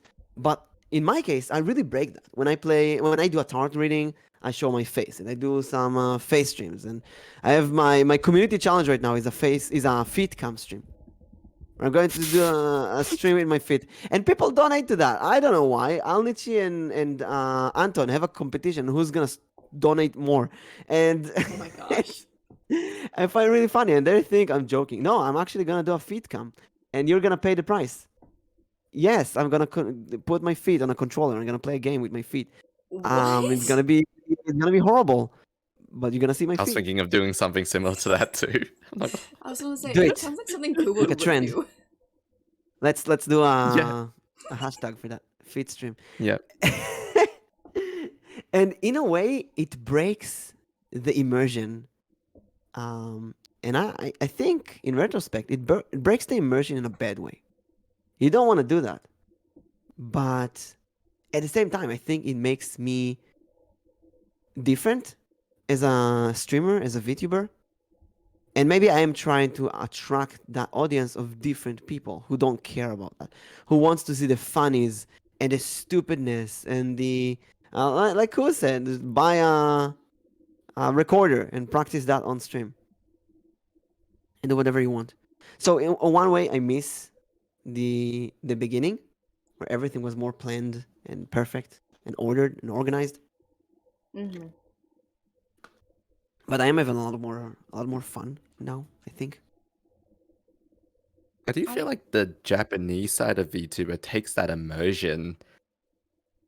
Like they care a lot more about that immersion than I guess the Western half of VTuber. Mm-hmm. Like That's you what I look at think. big corpos like Niji and Hololive, and like it's basically a law.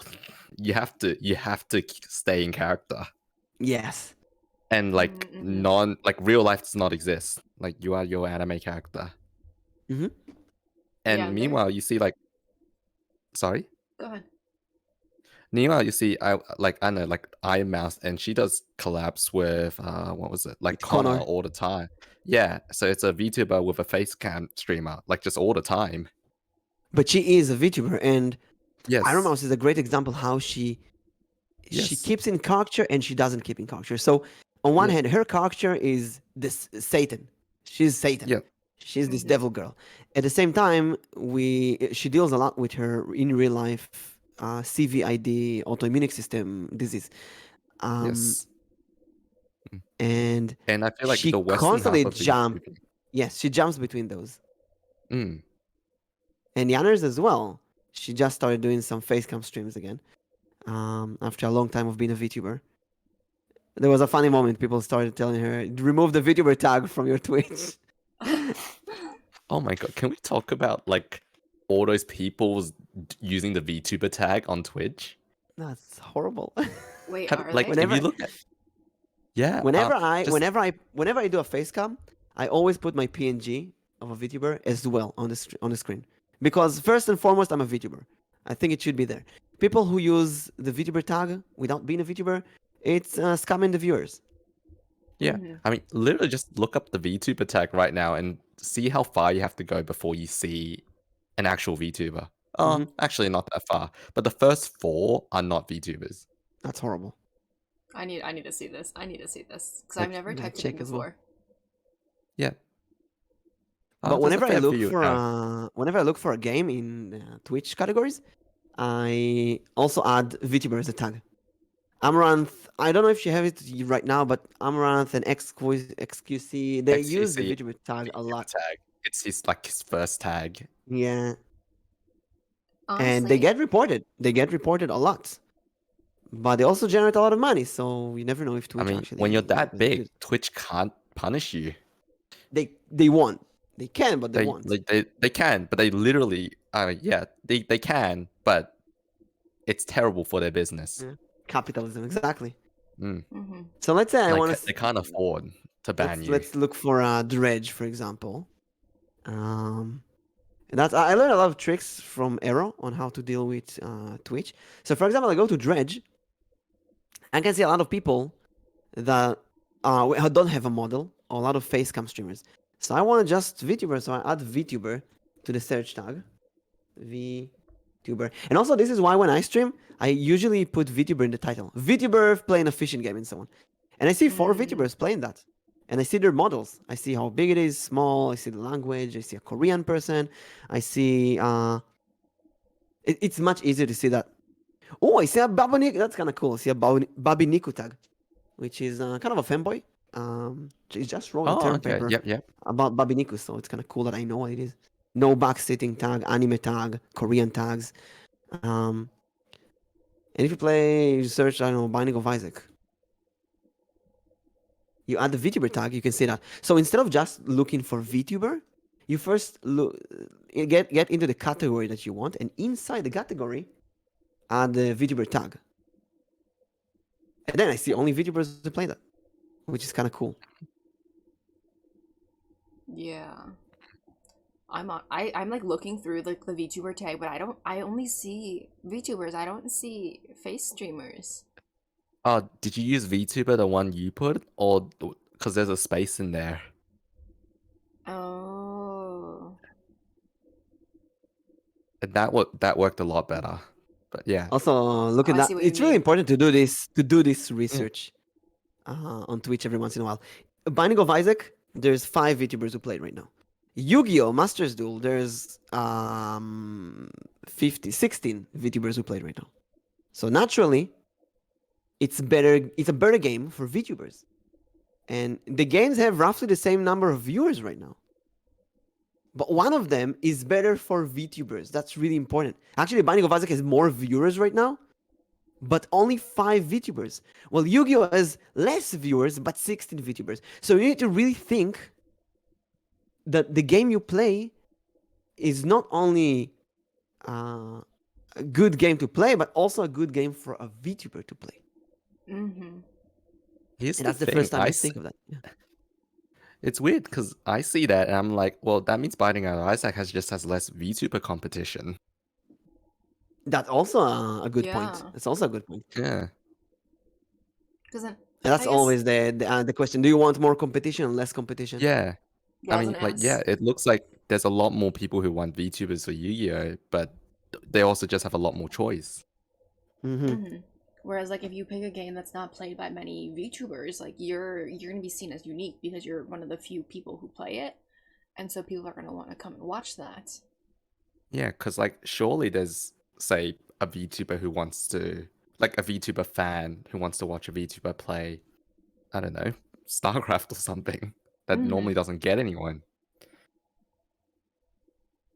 That's a good question because I feel like Diablo And almost it's like that never balancing, generates like, viewers for me. And and want I to- feel So like I you're don't know, always yeah. kind of playing that balancing out in your head. It's like, yeah, this is popular, but is it too popular? Error says you want to aim for the top 3 rows inside the game category and choose games between the 2nd and 6th row on the search category so that they're not oversaturated and you don't need to scroll too down. So this is what I do usually. I go to a category and then That's a good I thing. scroll. That's a good Yeah, plan. Arrow taught me that, and I scroll a bit down, just a bit, to see how, because I have an average of 10 viewers, for example, how much down people need to scroll. Because if I go right now, I'm in the Diablo 2 Resurrected category. Let's say I really like Diablo 2. I want to see a VTuber play that. And I see first one is 100 viewers, then 87, 83. I need to scroll 1, 2, 3, 4 rows until I reach the 10 viewers. And then it really quickly reaches 1 viewer. And then it ends. There's some 0 viewers even. And there's no VTubers. I don't see a single VTuber play right now. Mm. Okay, there's 2 VTubers, I think. So if I play that, I will be out there. I will probably be the first VTuber on the list. There's one VTuber played right now with the VTuber tag. I will be the first on the list. But how many people who watch Diablo 2 also feel comfortable watching a VTuber? Because there's many people who cringe when you watch VTubers. Let's remember that the number one VTuber, if you look at followers, is Gura, and Gura has 4.3 million subscribers on YouTube. So Crap. equivalent that to PewDiePie or Mr. Beast with 100 million followers. We're like That's true. That 4%. really puts things how niche. That's a perspective. Yes, Mhm. we're a Niche, yeah. niche. We're Like small. we are a and niche within a niche. exactly. Inside a streaming niche, we're a VTuber. Yeah. We're a cartoon character. And there's many people who just don't want to watch a VTuber. That's cringe. Yeah. That's weird. It's like, why are they hiding? And cool, you and me are even more niche of a niche because we're men. And many, it's really hard to say, but many people who watch a VTuber want to see a cute anime girl. And when they see a man, they're like, why? Why would I watch that? That's kind of weird. That's kind of creepy. That's true. That being said, I do think that's been changing lately. Mm-hmm. I think so Yeah, too. With Shoto and Vox and other men VTubers who Hmm. start. Yeah. Although, I've noticed that the not top- even that. I think I honestly feel like it's more Hollow Tempest. Because Shoto and Fox, they kind of Oh, go I for see. that boyfriend experience. Yes, that's what I wanted to say. But they do better Whereas than the Tempest. They do much better. Than they do, Tempest. they do. I'm not gonna deny that, but I feel like the tide's been changing for just male VTubers just hanging out Mhm. and not going for that experience. Because I don't think a lot of the Hollow Tempest ones do much of that. At least not to the same extent. Yeah, I did a boyfriend experience stream once, twice, not too long ago. After Alnichi and Peony really forced me to do it, and I had fun. I had a lot of fun. They forced me, but I'm glad that they forced me because I wanted to do it for a while. But it's really cringe to me. I hate it. I hate girlfriend experience. I hate it so much, and I constantly had to mention to people in chat, remember, this is not real. This is virtual, and so on. I'm not really your boyfriend. And I had some people in chat who were down bad, and it was really fun having this control over. So I understand why these are the top men VTubers, the incubus ones. Hmm. Yeah, I'm really been thinking of rebranding as an incubus. Oh yeah, you did talk about rebranding last time, I think.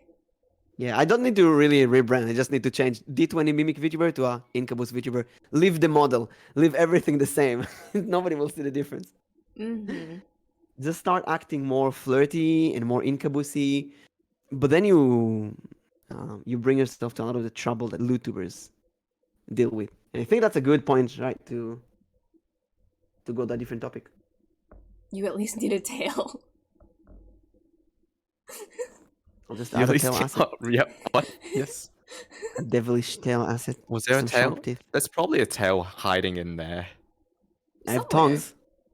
Benny, yeah, one of those tongues could be a tail. There are tails. The for sale sign is a tail. I feel like we kind of like talked about this a little bit, but we can probably go into more depth. Like, okay, so this was actually this was a thought for one of our podcast names is behind the OBS, so behind the overlays, backgrounds, and scenes. Mhm. How much time do you put into your streams, and how do you come up with your ideas?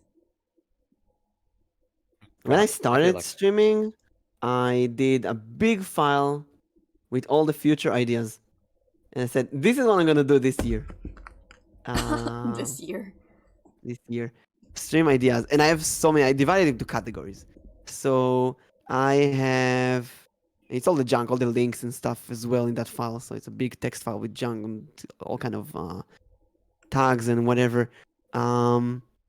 Let's see. So I've playing games, and then I have subcategories like playing improv games, new games, old games, random games from Steam that I never played before, games that I'm confident in, games that are new to me, collabs, party games, and then I have D&D, design stuff, story characters, play D&D with other VTubers, play D&D with chat, ASMR D&D, And many things that I thought I will never actually do, but I did. Writing, compose music, write short stories, write a book, translate my own books, things that do riddles, do writing seminars, reacting video. Actually, I didn't really do reacting almost at all. It's something that I knew a lot of VTubers do, but I never did them.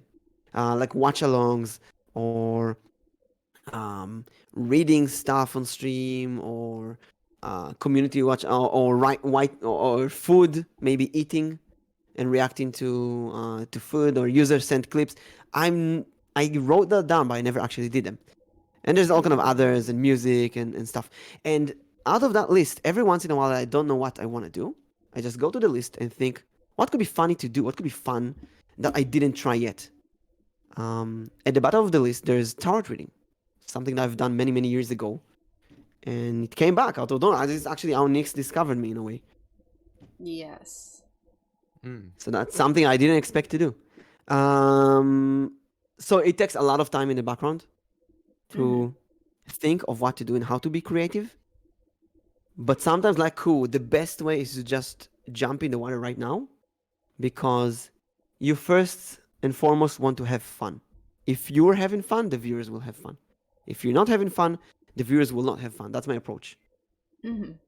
Yeah, I feel like that's my approach too. Also, I just want to say I also have a to-do list of stream ideas. It's called My Conversations with Nix. It's a good. He actually has really good ideas. It's just getting them to work. Like the great Getting idea. them to work is the hard part. It's just a lot of them are weird, and I know they can be done because I have seen people do them, or like I've seen people do very similar things. It's just trying to get the tech to work. Because I think, cool, And I one of feel like our first conversations was, does anyone know how to set up the Guitar Hero drums to games? And I had yeah, sent I you a still haven't link. figured that out. Yes, I think I've also been trying. So the another thing I've been playing with is trying to find a way to play 2 games at the same time. Hmm. That one's And interesting. but it's just a bunch of ideas like that. But yeah, what else was I gonna say? Oh yeah, So that's a lot I of was gonna a lot of how to do it. A lot of yeah, and I feel like that's what most of my time spent with my streams is put towards these days. Just figuring out how I can get these ideas to work. Whereas sometimes, yeah, and I know sometimes you do have to just jump into it. Like I remember when I started, like maybe my first month or two, I planned my streams so much more than I do right now. Like I would try to write down like points or like, oh, these are stories I could tell on stream. These are the jokes I could make. I can do this. I can do that. I'm familiar with the game. When I get to this part, I'll do this. Stuff like that, you know? Like Which is really, smart way to prepare. yeah, like almost felt scripted. And these days, I kind of just like, oh, I'll have an idea. I'll get like a little bit more than the bare minimum it'll take to like actually make it function, and I'll just go from there. Like really just jump into it. And I feel like that's been a lot more fun for me. Yeah, it is more fun. With Tart, for example, I don't need to prepare anything because you can't prepare. You don't know what the question that the person is going to ask. What you don't know what cards are going to come out. So you have to improv between the question and the cards. But with D&D, I do need to prepare. I need to prepare maps. I need to prepare music. I need to prepare the characters. I need to prepare the monsters. Like the new campaign had a lot of work. It's like 3 days worth of work of finding the good maps and combining the good music and putting everything in Roll20 and scheduling with all the players and making them characters. And some of that I did on stream. A lot of stuff, a lot of that I did on stream, even with previous campaigns, which is kind of a boring stream in a way. I have from the last campaign, I have a big 8-hour stream of me choosing maps and editing them and putting them in the game world. And it's a lot of work, but the end result is that they're a stream. The characters just the players go into this prepared world with everything in it, and then you can improvise on that, and it's a lot more fun. It's like preparing the grounds for a play. Mm-hmm. So D&D takes the most. Well, The I most can work. Yeah. imagine deity takes so much time. Hmm. Yeah, I feel like that would take so much time, especially if you have like weekly campaigns too with different Mm. people. Like you have to constantly update that. Yeah. So what I did with VTuber High, which had the two campaigns of VTuber High were more than 130 VTubers. I just prepared a big school, and I put NPCs all over the place. So it's a big playground. And now the players, doesn't matter who the players are. They join the school, just go wherever you want, speak with whoever character you want. The characters have certain quests, stupid rom-com like quests, like I'm in love with that character, help me make them fall in love with me. And it doesn't matter who the players are, they can choose whichever quest they want. So I prepared it to match that. But now that I have the new Good Morning Sky Group Champion, hello. Now that I have Good the new morning. campaign, the six kidneys with the six girls, And it's the same girls every week. So I need to prepare it to be tailored to them, to their stories. Mm. mm, So you have Yeah, a problem, you find a creative solution how to deal with that. yeah, especially since you have so many people, you have to like constantly think about different situations, scenarios that you could come up with on the spot. Like you have to Hmm. think about that beforehand before you even go into it. That's only because I have 12 years of doing that in real life. I think the biggest challenge is when people don't show up, when you prepare a lot for someone and then they can't make it. And you have to flex around it. And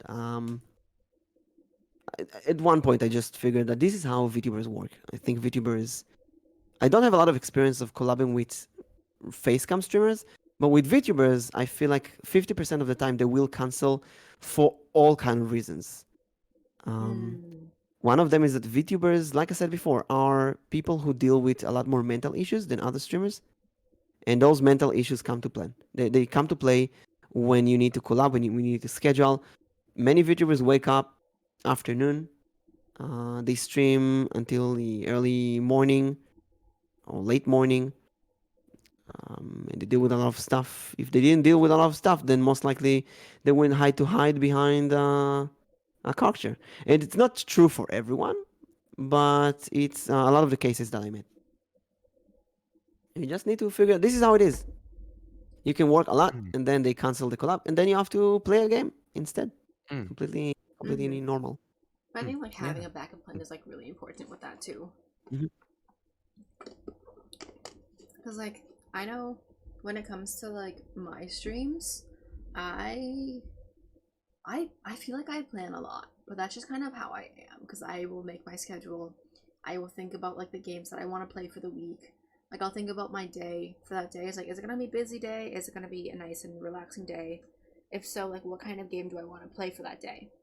And like I'll think about it. I'm like, oh, I'm kind of in the mood for this game, so let me play it on Thursday Hmm. or on Tuesday, and then like I'll plan out the collabs. But then when I plan out the collabs, I don't think, oh, what if this collab does not happen? Like I don't think about that Hmm. until it happens. Then I'm just kind of put on the spot of, oh, what do I do? Because this happened once, and I was like, oh, this is not good. I didn't think about Mm. what would happen if the other person's PC just did not want to work, Hmm. because it's not something that you think about. And then so Mm. you're kind of put on the spot of like, okay, what can I do? And it just so happened someone had asked me to play Phasmo a couple hours before. I was like, hey, do you still want to play Phasmo? So like That's just great. finding out That's backup really yeah. plans is really good. Hmm. But then like Uh, overall, go ahead. I think. One of my favorite VTubers and greatest inspiration is Takanashi Kiara from Hololive, and I still remember they were very planned, all of them. But she's European, she's Austrian, she doesn't give a shit about plans. She does whatever she wants. And there was this one time that she was supposed to collab with Ina, I believe, and Ina overslept, and she didn't answer. And Kiara was supposed to postpone the stream, but it was already scheduled, and people were waiting in a waiting room. And she was like, you know what? I'm gonna do something else.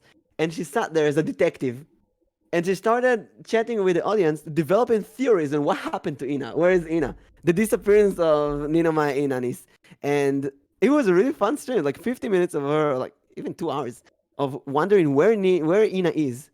Until Ina woke up completely apologetic and they did the stream. And I found it really funny on how you can It's flex really around. cute. That is Yeah, really cute. it's so original. And Mm. you didn't lose the audience that because you have responsibility for the people who were waiting for that stream. Mm-hmm. And I think like as long as you can like figure out like what am I gonna do within this short period of time of my collab partner is not here, and you can continue your stream like nothing happened. I think that's what's really important. Is like, can Mhm. you continue? Can you work with the scuff and continue on? In a way, all of my gaming streams, I just call them game stream now because I used to say the name of the game that I'm gonna play, which is smarter. People who wanna watch the game can plan ahead, but many times a game will not work suddenly, or some things change, or you know what? Sometimes I don't feel like playing a game. I wanna play a different game. Mm-hmm. So it's much safer to say game and stream. I'm gonna play a game. I don't know which one. We'll see. We'll see. Mhm. Because like recently, since I've been on my hiatus, I've just been kind of like maybe I should just come back for like one stream. Oh, but then like I don't want to come back and then leave again. Like I want like as much as I enjoy a set schedule, I also want to be spontaneous in when I stream. Mm-hmm. And that's like another thing is like the difference between like as we were talking earlier, like Twitch and YouTube, like oh spontaneous streams compared to streams that you've already planned. Mm-hmm. Like you keep on looking back. There's I a big think difference between. If I look at Whole Live girls, they have a very strict schedule. Kiara streams every European afternoon, so it was really easy to me to follow her. Game Grumps upload a video every evening. For me, it was like 8 p.m. or something. It was very nice to know that every evening at this time I have a new Game Grumps video. But then Nyaners or Iron Mouse, which I really try to follow them, they stream completely randomly. There's no mm, schedule. And Iron Mouse, she has a fair reason. Sometimes she can't stream because of her health issues. And it's really hard. The only way to know when she streams is to follow her on Twitter and hope that there's a tweet when she Yeah, starts and streaming. just hope you're available when she is. Yeah, exactly. yeah. Hmm. And I it's mean, hard with that, all of that. Yeah, so the consistency is really important. I what Mhm. I've been trying to do mainly is to have a light stream schedule. So like I try to do 3 days a week, which to me feels light. And that way, if I feel like I want to do an extra one, I can just jump on. And that way people will have those streams where they're like, yeah, I'm gonna be on at this time, and Hmm. everything else feels like an extra, like a bonus. And that's where I do my weirdest stuff usually. And I feel like I that's a good point for the podcast and for my new D&D campaign, which is on every Thursday evening. The podcast is supposed to be Thursday. Sometimes it's Friday, but it's like a weekly time with the same time, and people will join that. And then the rest of the week, I can do whatever I want. Treat for Mhm. games and variety and stuff and art. Um, Yeah, so maybe the and I always special make activities sure need like that. Yeah, like I'm I saying that always try to the make special sure. activities need like a specific time, and the things that are not that important can have a random time. yeah, Yeah, that's a good way to exactly. look at it.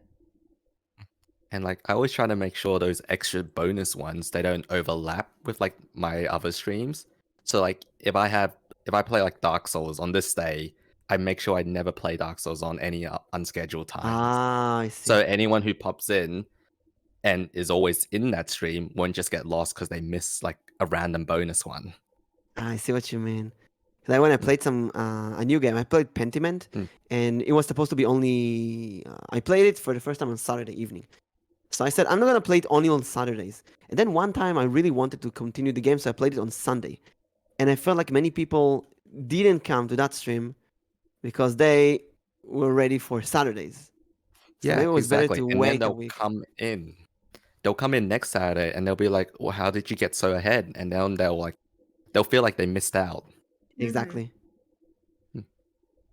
That's like, and there's so many games too that like this is actually gonna go into another topic we talk about in a little bit, is like games that you play on and off stream. Hmm.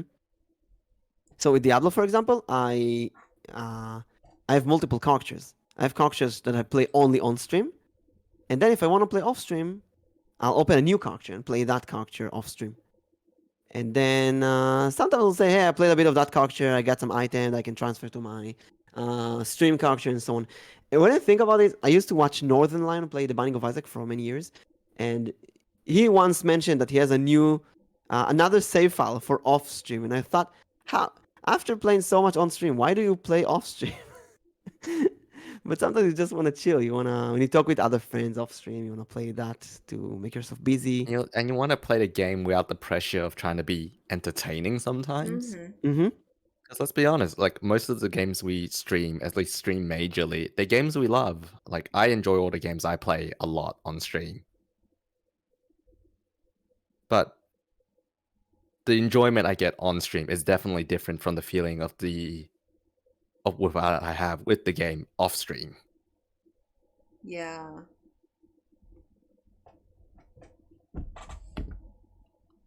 I guess let's go into the next topic since we're talking about that.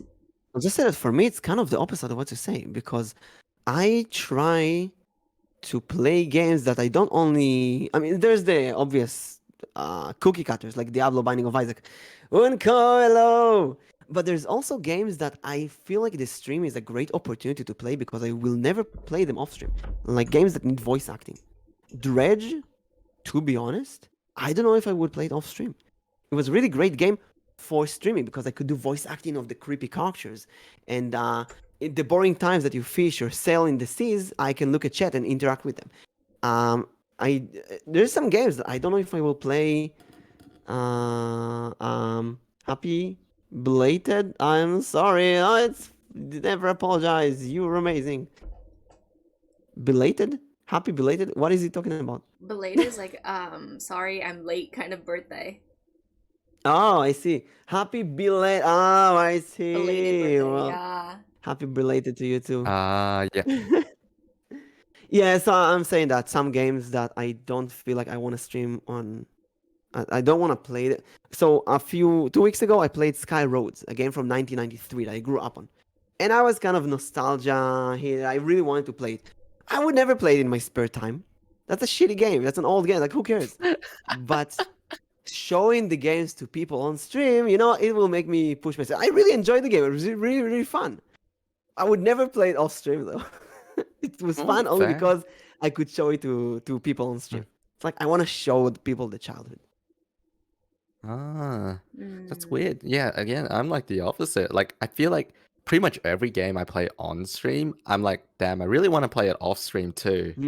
But there are lots of games off stream that I play that I will never stream.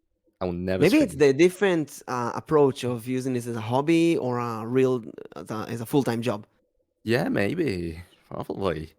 And I do know there are some games that I've tried that I really enjoy off stream that I've tried streaming, especially early on, like in my first 2 months, and I realized, oh my god, I hate streaming this.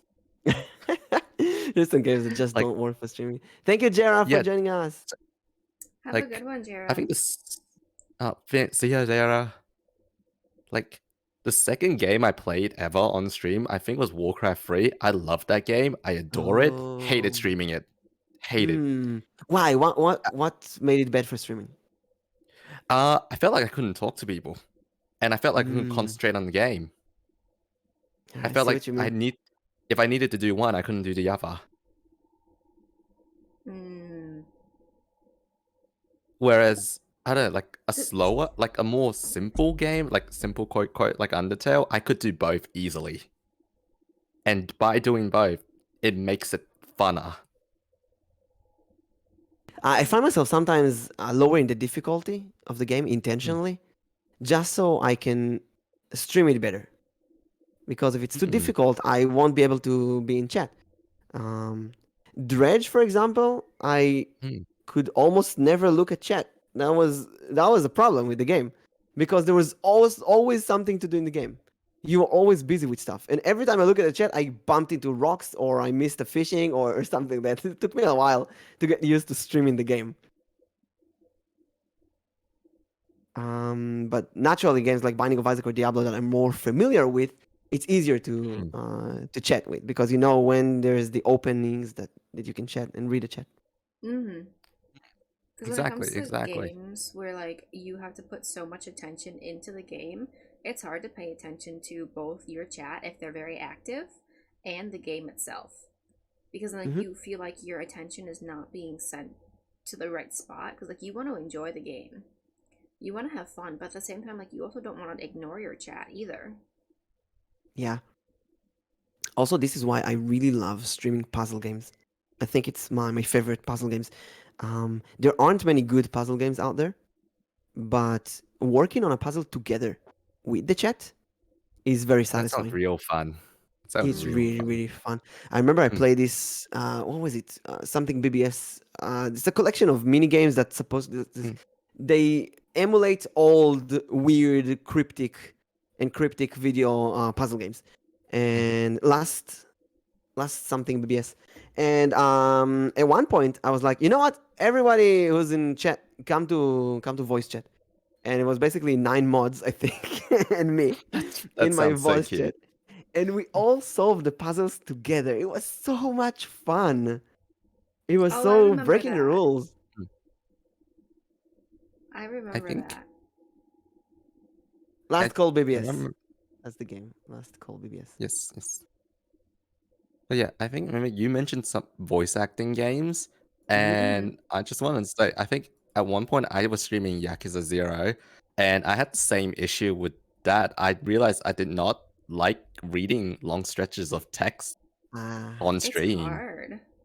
It's it hard. is. Like, and the thing is, I normally like doing voices, like just in real life and like just reading stuff out loud, making silly voices. I do enjoy that, but I don't know. It's like I did not Mhm. enjoy it while I was on stream, where I had to concentrate on the game and chat and that.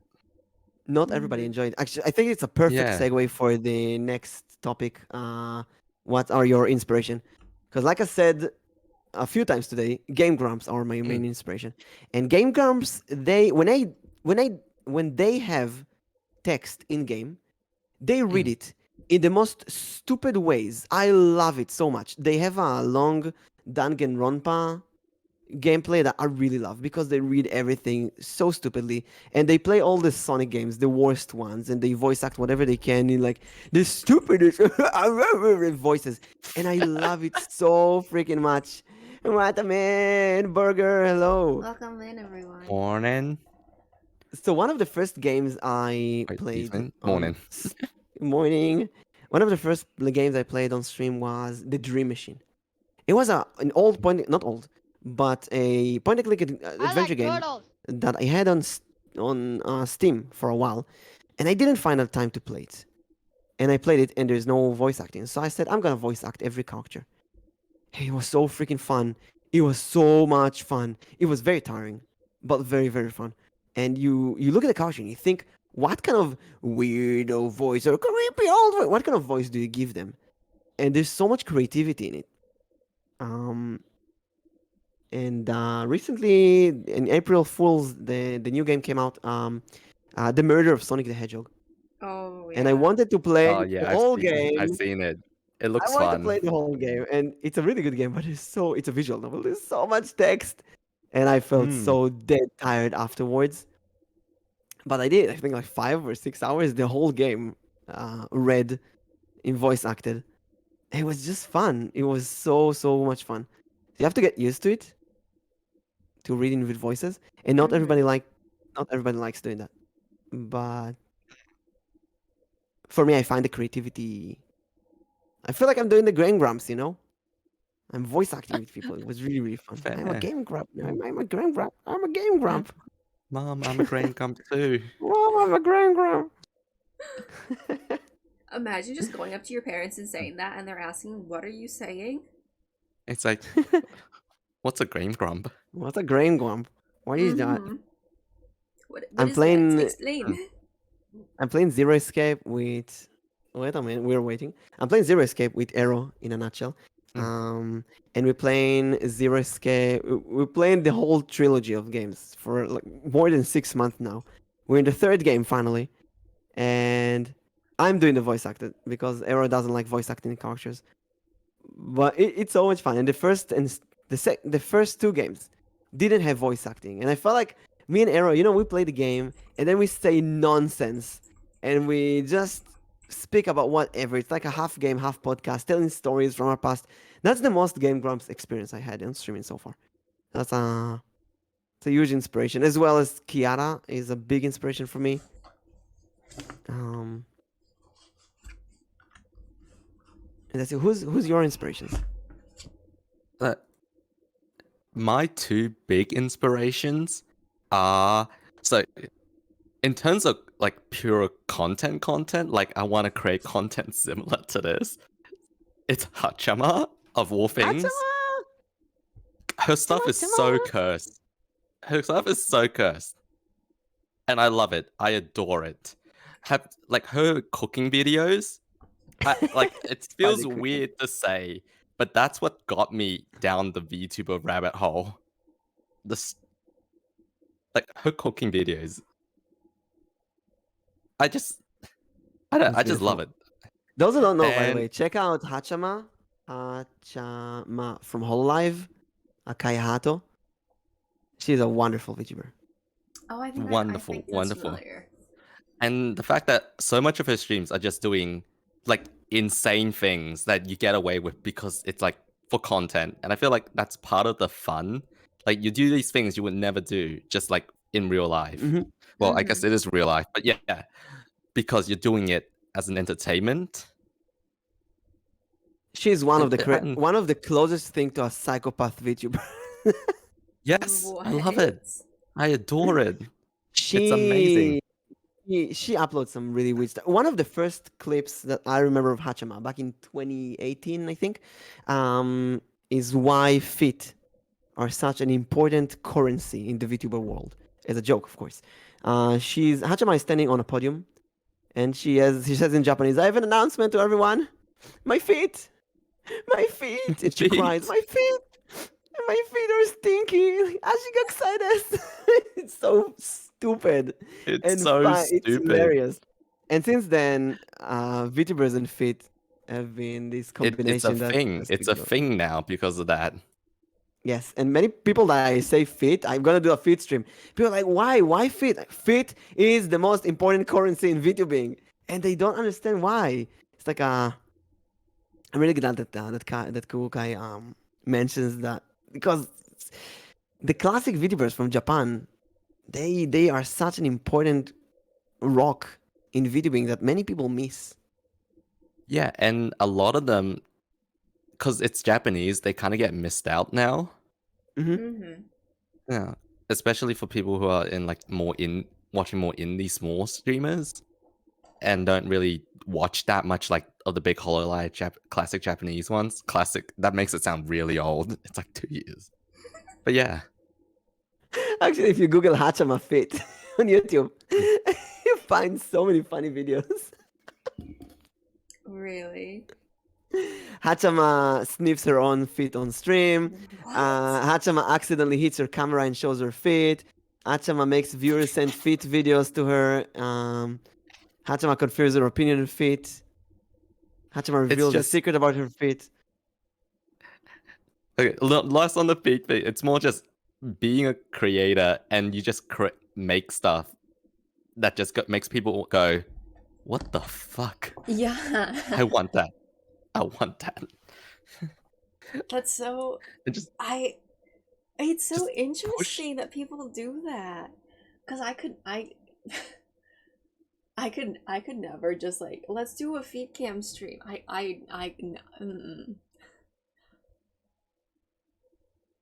The thing I think, I wouldn't do one that much. But I might, but that's more because it's like now it's normal. Well, quote unquote normal. Because she's done it. So you gotta find the next crazy thing that you gotta make normal. It's interesting that we make it normal too. Yeah. It's there's also just a meta from a meta perspective. I think she was one of the first ones, and for like a year or two, she was just like classic kawaii uwu cute like Hololive girl, and then she did like a full 180 into like absolute psychopath. Mm-hmm. And to me, that's kind of like, oh, really, just do whatever you want. Just have fun with it. You know what I mean? Yeah. It's never Yeah. too late to change the content you make. No, it's not. You can always change your content whenever you want. It's your own content. Like, exactly. Like, and just don't feel stuck. Feel like you're stuck doing one thing. Mm-hmm. I'll be right back. I'm gonna go to the restroom. You gonna pee? I'll be right back. You're gonna pee. She's gonna pee. Chat, she's peeing. Someone, mod, please pin that in chat. Nick's gotta pee.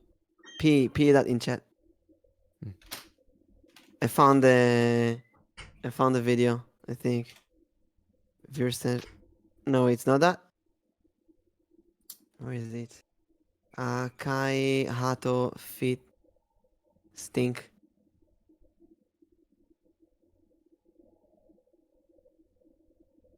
Well, if you look fit in VTubers, you'll find many funny clips. I feel like the Japanese VTubers are less serious and they can have more fun. I think so too. I feel like it too. Well, the But I don't Western know are a whether- bit more, they're a bit more serious. They're like, no, you can't do this, you can't do that. Yeah, it feels like okay. And then it's, Sakaya Hato lived in Australia for many years. Maybe that's Yes, why you she like her so did. much as well. maybe I remember doing some of her cooking videos. I would see the brands. I was like, that's an Australian brand. I know.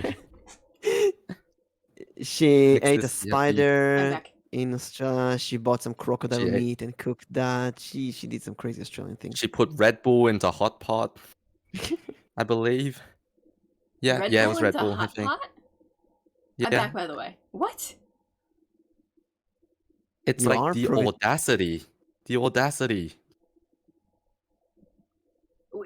I want I want to do streams like that. Just push the boundaries. Mm-hmm. And she What are- did. She angered the company a few times. Really?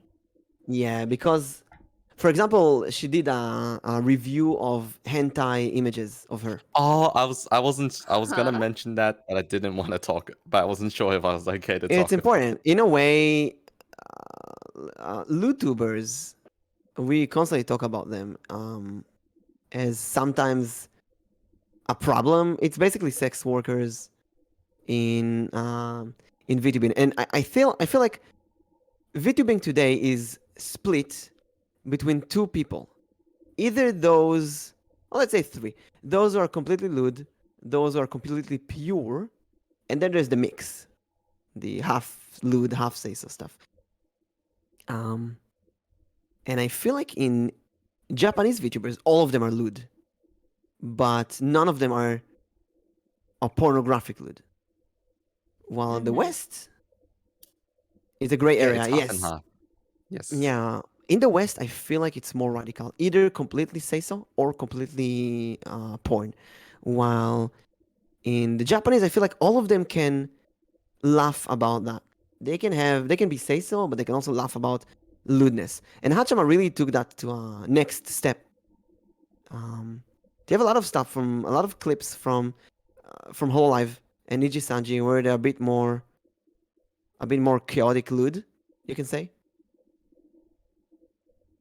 Chaotic lewd's a Wow. great word. Chaotic lewd. It's interesting.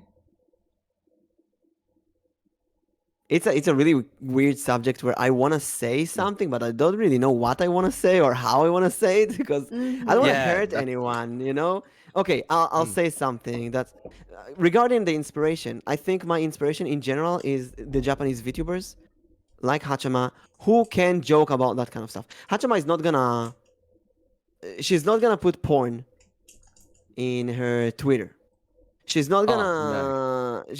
not gonna nude her model or take a picture of her butt and or boobs and put it on stream. She's not gonna do that, but she will do a review of hentai images that her fans drew because that's funny. She will talk about her feet on stream because that's funny. Because it's so stupid. Listen, nobody who's sane would get off by feet. Because feet are stinky, smelly, you step on dirt. Okay? When someone, and I'm trying to not offend anyone, okay? But if you are sexually attracted to feet, in my book, it's weird. And it might be completely normal, you know? It's fine. But feet, it's like, okay, let's take it farther away. Let's say you are sexually attracted to buttholes. It's weird. Poop comes out of it. It's not. I am aware that I may be offending a lot of people, but I feel like if you're talking about buttholes on stream, it has to be funny. It has to be funny because nobody in there. Let's say you. I don't even know what to say about that. I feel I thought like to cool before next when next was ping. It's man, I don't even know what to say here. I feel like the Japanese VTubers take things easier. They can joke Like, about a lot that more kind of chill. stuff. They're chill. Like, okay, you said poop, pee pee poop. Okay, fine. This is getting unhinged. Getting unhinged. But if I say something, like if I post my feet on Twitter, people will unfollow me, You have posted your feet in Twitter before. and I get unfollows every time I do it. On the feed stream, I bet I will lose like 10 or 20 followers when I do it. Because some people think, oh no, he's a creep. No, I do it because it's stupid, because it's funny. It's funny. And those who don't get the joke is good riddance. That's great. My inspiration is those who can take the joke. While at the same time, my uninspiration are those who are too serious, who think, oh no, he posts feet, that's horrible. That's bad. That's a bad person. I'm gonna say it very carefully. In the My last few God. weeks, Mimic has feet. He's a bad person. my feet stink. In the last few weeks,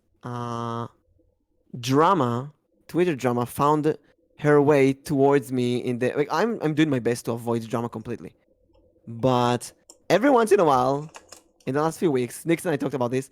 I see drama posts. I see them go crazy, and I'm like, no, I don't want to read this shit, but I can't. I just have to read. I have to see who's fighting who and why.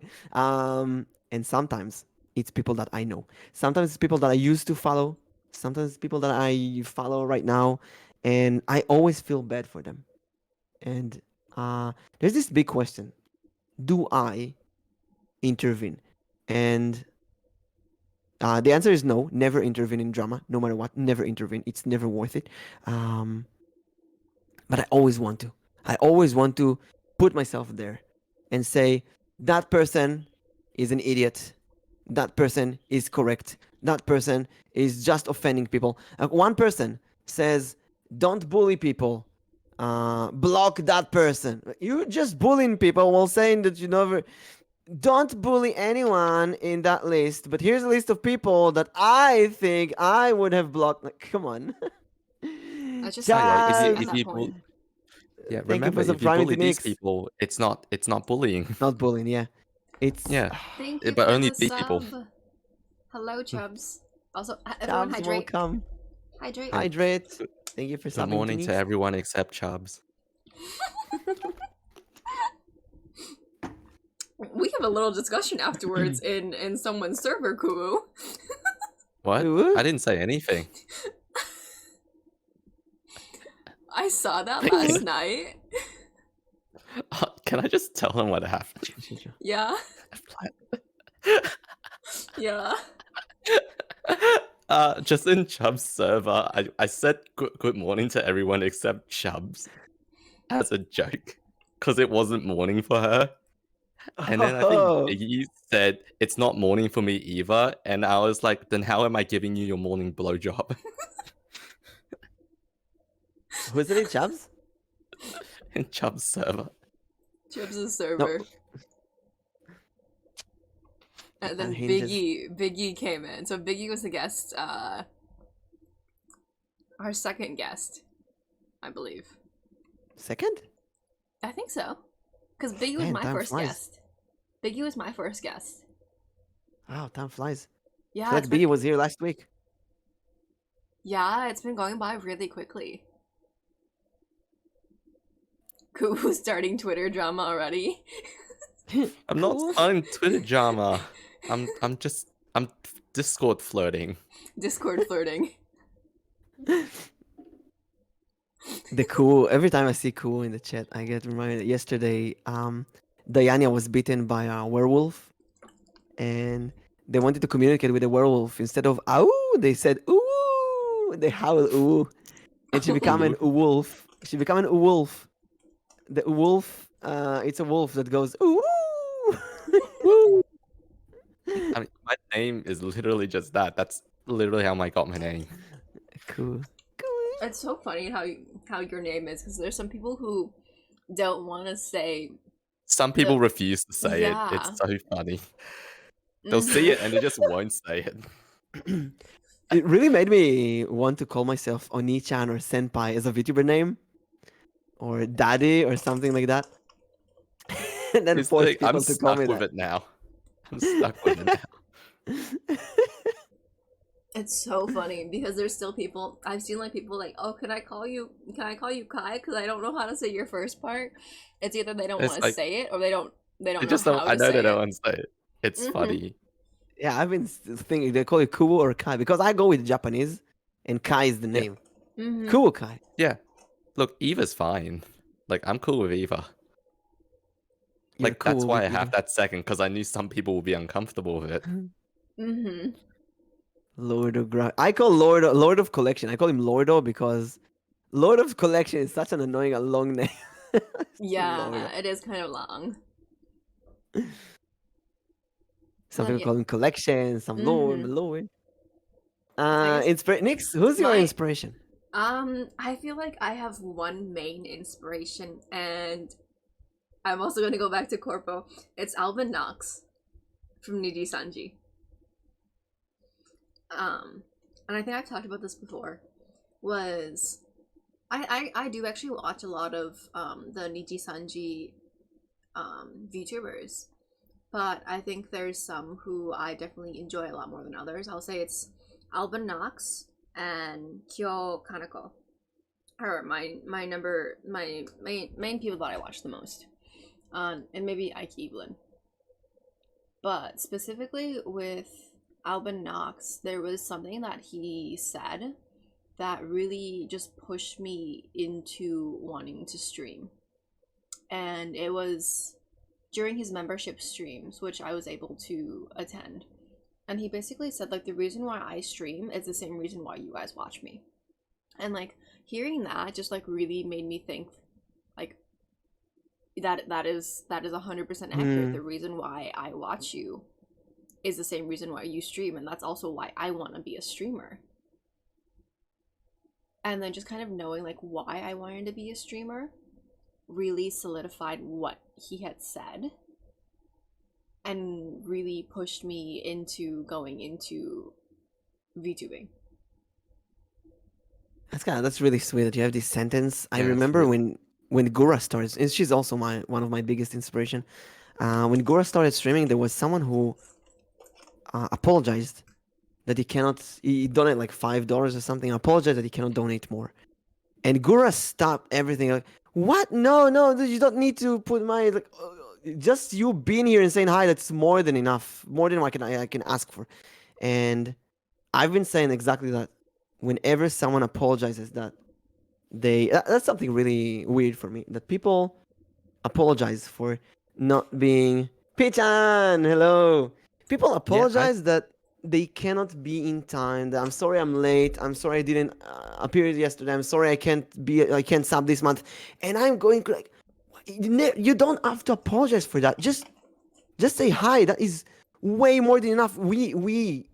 It's unbelievable sometimes that people have been educated to think they need to Yeah. apologize for not paying or not arriving in time. What? Mm. I feel like that too. Like people say, "Oh, I would sub or whatever," and I'm like, "No, you don't have. You don't have to. It's literally pocket money. I will Exactly. survive. This is not a. This is a hobby. This is not a job." No, it's not pocket money. I mean, every coin is Yeah. very, very welcome and very thankful. Yeah. But um, it's like I had this person recently who asked me in DMs if I stopped streaming because I didn't get notification from my streaming. So I checked everything. I re-logged into everything just to make sure it works. And I told him privately when I stream. Mhm. And he really apologized for missing the streams. Like, you don't have to apologize. Either Yeah. you can make it or Yeah, not. I it's know that you fine. have. Oh, I wanted to ask you guys earlier. Hmm. Do you sometimes intentionally don't stream while other people are streaming? Ooh. I definitely have rearranged some of my streams to not overlap with other people because Mhm. one, I either wanted to watch them, or two, I knew that they had a big stream that day. And actually, another thing too, actually, is when I'm just gonna say it, when Kulu asked me to be his mod, I said sure, and so I try not to stream at the same time he streams. Uh-huh. It's fine. You can stream. But But then you're like never awake now on my stream. sometimes I'll wake up, I'll be there, and then I'll fall back asleep, Okay, and then I I'll wake up appreciate you again, anyway. and then I'll And see near the there's end, 3 yep. more eggs, and then I'll fall back asleep again. Time zone really be messing us up. Yeah. Yeah. I do feel like sometimes when I don't really have an example right now, but every once in a while I think, you know what? I said I'm gonna stream afternoon. So I can wait a bit and stream after that person finishes their stream and so on. Or someone has a birthday, and like, I'll just I'll stream a very short stream and then raid them or something like that. I don't know, it just feels nice to do. Mm-hmm. More life being sleep deprived. And I feel like I used to do that. Like I planned my streams around other people's streams at the start. Just so like, so I can catch at least some of their streams. Or so I won't be like streaming at the same time as them. And people who and like our viewers who we share could watch both of us. Stuff like that. Mhm. Yeah. But the thing is, I feel like I've met so many streamers while I'm doing this right now that it's impossible. It's Yeah. literally impossible. Like Yeah, there you is just always get going to to a be point. someone Someone streams always. streaming at the same time. It's also a that- great question. Do you stream when everybody streams or do you stream when nobody streams? I feel like for me at this time, no one else streams. And I mean, so I'm always getting like the people who are either in the AU or the EU, but it's like not many people in North or South America because everyone is sleeping. Mhm. Whereas like if I were to like stream at night, everyone is streaming because a lot of people I know are from either North or South America. And then there's just everyone there at once. But then there's not many people from either the AU or the EU. funny you mentioned that actually. I try to keep at least one of my streams during my afternoon, because for some reason I know a lot of people from the EU or North America, and they'll never catch my streams Hmm. purely because of time zones. Like I'll be streaming and they'll be waking up, getting ready for work, Yeah. and like and whenever I do that afternoon streams, it will just be all these North Americans that I know that are just coming in, and it's like you're on, and they'll be like you're on. I'm like, yeah, because I'm Australian. Mhm. Would you rather 10 energetic dogs or 1,000 cats that really hate you? Or 1,000. Oh. 10 energetic Where are dogs. the 10 Where are energetic the- dogs. Where are the cats? Are they inside with me? So you mean 10 or- regular dogs? 10 regular dogs.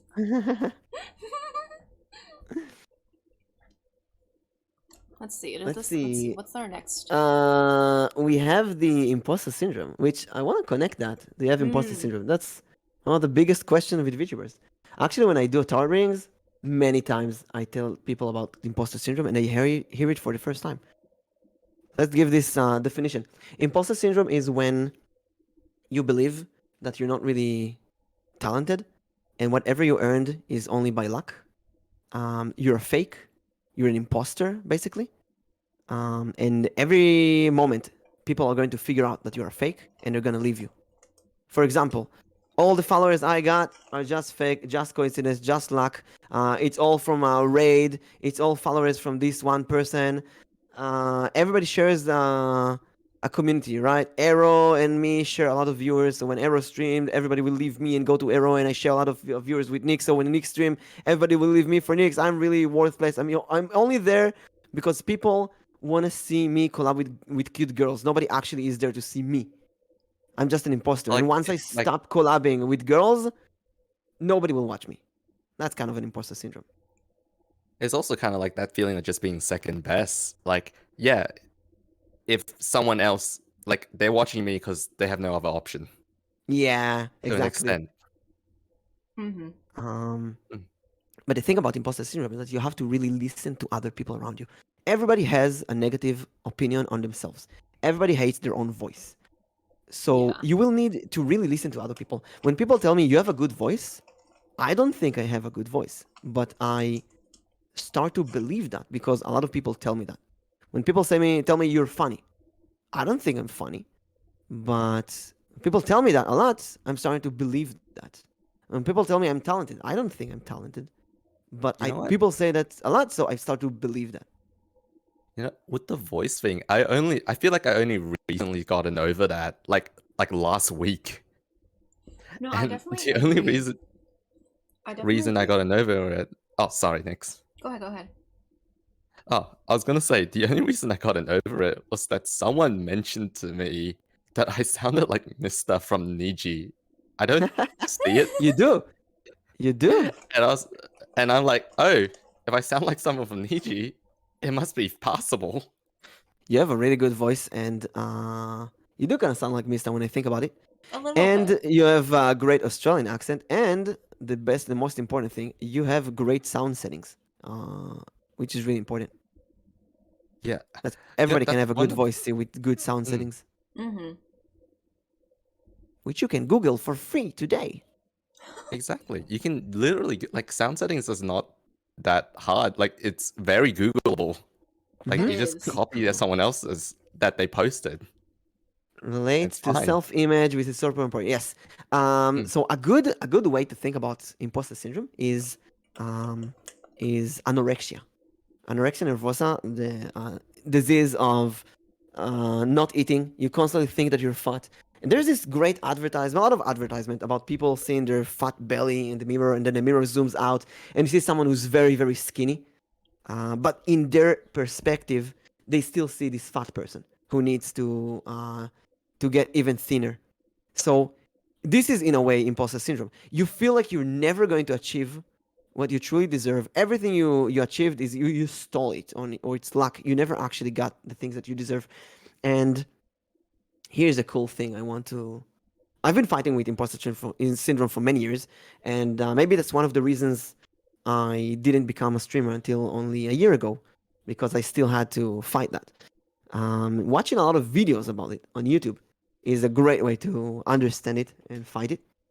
And I want to connect it to the Twitter drama a bit, because while there's a lot of people who deal with imposter syndrome, there's also the opposite. A lot of narcissistic people in this community who believes that not only that they're not imposters, they are godsend, and they need everybody in the world to know what they think of that specific person and ruin that person's life.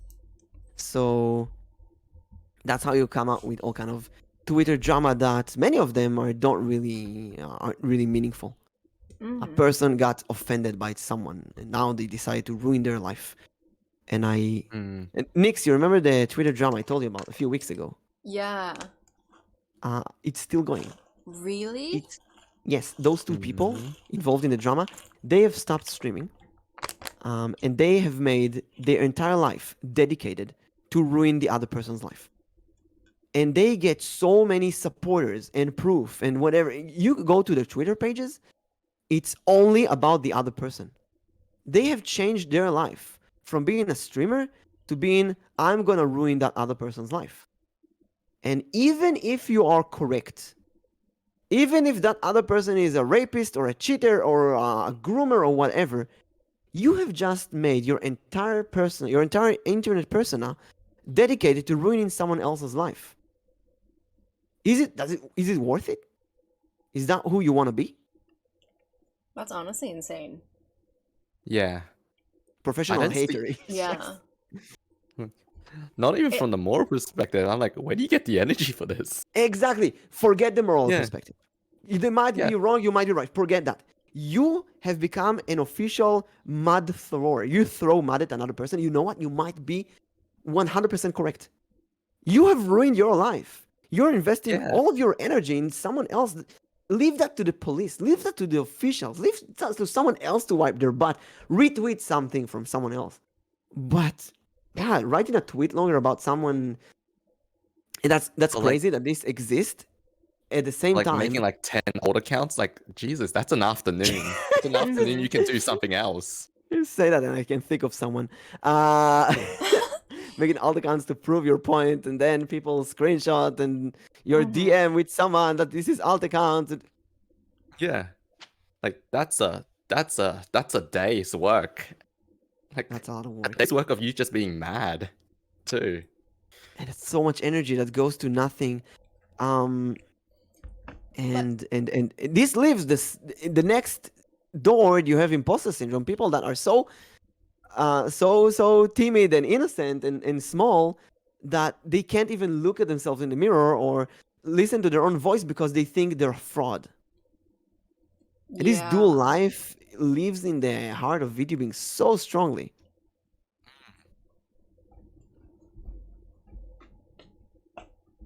So then let me ask you guys, do you guys think you have imposter syndrome at the moment? Yes, definitely. I still struggle with seeing myself as like a real quote unquote streamer.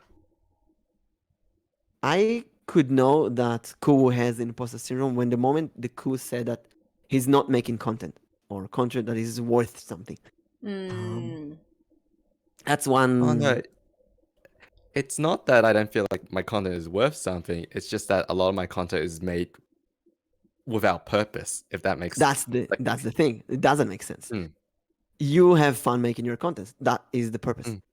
But that's a way of imposter to think of this. I used to deal with imposter syndrome for many years, and the only way to fight it really is to learn about it and listen to other people. If you listen to other people who have imposter syndrome, like Ku here, it makes me see myself saying the same thing. Because I used to say that stuff on my books. I said my books are worthless. Nobody would read them. I say stuff like that. They don't have a purpose. There's no reason to do that. I said stuff like that, and seeing other people say that stuff really puts you in perspective. If that makes sense. Yeah, it does. Does make sense. Mm-hmm. And you have to fight. You have to fight that feeling at every turn. Like I know it's not true, but Mm-hmm. You just gotta fight it. Yeah, we have also speaking about fight. We have a fight in chat. It's not applicable to every situation, but I suppose if some people didn't call shit out, there's some very horrible individual wouldn't be exposed in the online context specifically. And Pioni says, I agree. Sometimes certain things are worth fighting. And I agree. Sometimes things I are agree. worth. I definitely agree. There's definitely some things worth fighting for, but it really is a question of like how long do you drag it out to, and then, if you continue to drag it out, is it really a fight anymore, or is it just a play between two people trying to gain views? Those two people, those two individual streamers that have been involved in drama in the last month or 2 months, and it's still going. I see they lost their followers. They stopped streaming. They lost everything. They have become professional haters. They do nothing but that. And this is the point that both of them didn't do anything illegal. They just hate each other. They just hate each other. They didn't. Actually, they don't really have any proof that they did something illegal, but they do try to find proof by trying to deceive each other even more. One of them opens more accounts, and one of them is disguising themselves as the police and infiltrate the stream of someone else. And it's people who watch that are like, God, grow up. Who gives a shit anymore? Okay, we get it. You don't like each other. Done. Block each other. Move on. It's that kind of point. Like I said earlier, VTubers are a small niche inside of a niche. The biggest VTuber is 4 million subs on YouTube. It's nothing. It's really nothing. Our dramas are so small and insignificant. But we make it like the biggest thing in the world. It's funny that we're talking about imposter syndrome and I'm going to narcissism, but it's really funny to me that these two opposites live in the same area. Really? And maybe it actually makes sense because narcissism might come out of imposter syndrome. Narcissistic people might be very self-centered and very what's the word? Not believing in themselves. That's fair, especially after the dust has settled away. I can see that some people definitely started VTubing to fulfill their sense of importance, and some people enjoy the fight. I do see, if you go that direction, I do see some people who don't stream. Yeah. Some of those pre-debut streamers. I actually know some pre-debut streamers who never streamed at all. Never streamed, actually. They always in this, more than a year now, they're in this situation of, I'm gonna stream very soon, but they never start streaming. You know what they did do? They get involved in drama and arguments and political stuff. And then they In just their never stream. as their VTuber persona. And that's so weird to me. This is what you want to be, is your VTuber? I also wonder too, like if they do that pre-debut to test the waters, and then they never stream, but then they come back with a new account. I think they really like the title of I'm a VTuber. I'm pre-debut, but I'm a VTuber. This title that sounds cool, but you don't really need to work. You don't really need to stream as a pre-debut. So it's like, I'm working in this office, but you don't actually Let's say you got you're interviewing. You send an interview or a resume to a lawyer's office. You didn't even get invited to the interview yet, but you can already write down, I'm a pre-lawyer. No, you're not. There's no such thing. Pre-lawyer. Pre-lawyer. What's a pre-debut? What's a pre-debut? What is that? One day you will be a VTuber? It's your dream? Okay, you know what? I'm a pre-astronaut. No, I'm not. What's a pre-debut? There's no such thing. It's just bullshit. People put titles on themselves to get some love. There's no such thing as a pre-debut video. Either you're a VTuber or you're not pre-debut. I have a dream. And I'm saying that only because I see a lot of people who are pre-debut for more than a year and they still don't stream. So, okay, really? when are you going to stream? Yes, when are you going to stream? When? See, when you do it for like that long, it's really questionable. Like, okay, are you even gonna be a streamer or are you just doing it for the title? Yeah, when it's gonna happen. Yeah, when I started streaming, I just started on streaming. my Twitter. I was pre-debut for 8 months. I did my debut official, presentation on 8 months after streaming. I didn't call myself a pre-debut VTuber for a moment. Never. I'm a VTuber. I'm gonna do a flashy debut when I feel like it, but I'm a VTuber. I stream. Pre-debut. If you're thinking of pre-debut VTuber, think about the pre-lawyer, pre-astronaut. They maintain the persona while arguing about politics on Twitter. Yes, and it's weird. It's really weird. There was a Twitter fight between this VTuber and complaining and giving off an impression of help. It was over, I think, pizza. She was complaining about something, how she can't eat pizza. Oh, I remember that. Yeah. Yep. Don't mention names, but this one. Yeah, they'll actually send it the next day. Uh, It really comes down to on the plane. how do you react to the people who, if you find yourself answering to people on your tweet individually, you're doing something wrong. If people don't like what you've done, don't answer. Move on. Mm-hmm. Like the worst thing you can do is start answering people individually. And like, don't be so hung up on it too. Like that's another thing. Is like people are so hung up on like one individual topic when there's so many other things going on. Yeah, trying to justify their actions.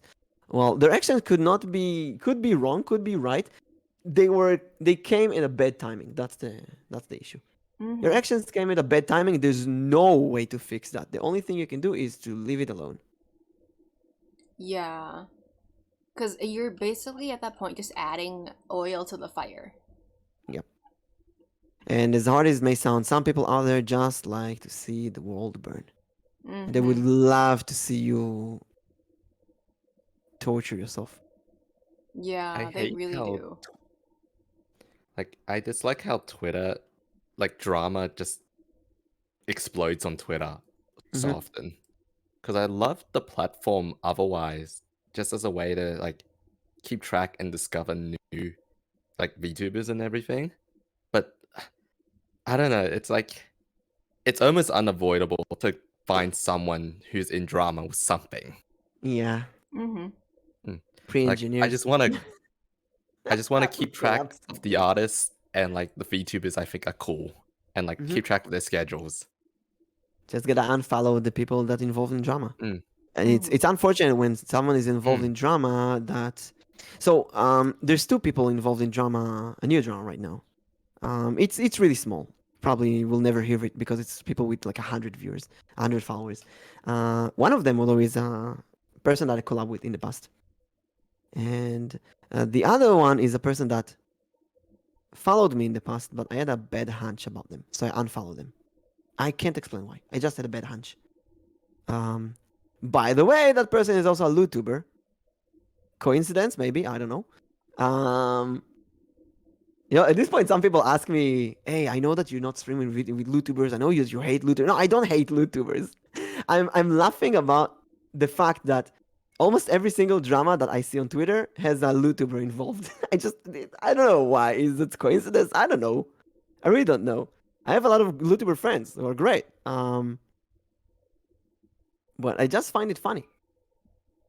So yeah, I'm in this weird position where it's two people that I know, and they really have a bad drama between them in the point that if I like any post of one of them, the other will block me. And not only block me, they will put my name in a list for other people and tell the followers to block me as well. And that kind of forces me to not intervene. Hmm. That's that's an interesting way to put it. I think it's just more like you only have so much time and so much energy. You have to Yeah. pick what you're fighting for, you know? And you just see so much petty drama, I feel, See. where and it's so strange that in this community you can see some of the most wholesome people, but Mm-hmm. also while at the same time on the same platform, some of the pettiest drama you can imagine. Mm-hmm. If you It's start talking about politics as an online creator, you're digging yourself a Mm. hole you won't be able to climb out of. Dumbass decision. Treat this as a job, in my opinion. Also, Borger, politics is not necessarily country politics. Could be politics about Twitter. Could be politics about VTubing. Drama, in a way, of hating someone else is kind of politics. You're trying to convince people to hate someone else, which is also, I think, digging yourself a hole. And Peony answers, there are still some certain things worth fighting, advocating for, unless you are a corporate VTuber. There's nothing wrong with sharing, advocating for something that you believe in. Yes, but you need to know that there is a price to pay. For example, if you're a YouTuber, you will get creeps to DM you. Can I see your boobs? You will get that. If you are ready to live with that consequences, go ahead. But dedicating your entire life to hating one specific person, I think, is a waste of time. People come and go. Um, and the person that you hate so much, I don't think your viewers care about them that much. yeah, because if you're only just starting if you're only just starting drama or politics, like you also have to consider like your community too. Like you're not the only one who's Hmm. impacted, but they are as well Yeah. Oh, because they're viewing all actually, of it. we can I mention that do. that was very widespread. Nox Taku and the Vishojo girls had a big drama a year ago. Nax I uploaded a video remember that that one. Yeah. he got permission to upload the video from from Vishojo management, but the girls didn't get that permission, and they started bashing him on Twitter, and they had a big argument where they post videos and he post video, and they post screenshots from Discord and he post screenshots from VTubers from Discord. And it was a mess. It was a big mess for all of them. And I remember the apology that Nyanners released at the end. She said that she didn't notice that they were not only attacking Nox, they were also convincing their community to attack Nox. They were Mm-hmm. basically putting toxic in their community and destroying their own brand. Um, and she apologized for that. And I think that's a really smart way of looking at it. That you're not only ruining yourself, you're ruining your community and everything you built. Yeah, you really Because are. your war is not necessarily something that your community wants to fight. Mm-hmm. I think that So we're is a come. very interesting thing to point out that whenever you take a stance on things, you're also taking a stance for your community. Yeah, and that's something like you have to think about. Like, is this something like my community wants to deal with, or Mm-hmm. is this something that I can just do behind the scenes that no one needs to know about? And going back to imposter syndrome, some people might think it's okay because I don't have a community. All of my community is like random people. I don't have a community, but you have people who look up to you. You have people who watch your stream and they take what you say seriously. I remember when I started being a dungeon master in real life with children. First thing they tell you is that the children in the D&D club, they look up to you, and whatever you say, they take that as a Bible. Whatever you do, they will imitate you. Um, and your viewers they take it seriously. If you stand for something, that they will do it as well. And if you Mm-hmm. stand for protecting people, they will do it as well. If you stand for harassing people, they will do it as well. I see a lot of VTubers who bully their chat, heavily bully their chat, and then get bullied in return. But then they get angry that chat bullies them. You go to their stream and you see, oh, you bully your chat the same. It all starts from the streamer. It I just mean like does. mainstream politics, especially when it involves divisive issue, isn't worth bringing into community. Yeah, basically, I think Mm-hmm. avoiding mainstream politics is might be smart. No, I'd rather quit VTubing if I can't advocate for certain communities that support.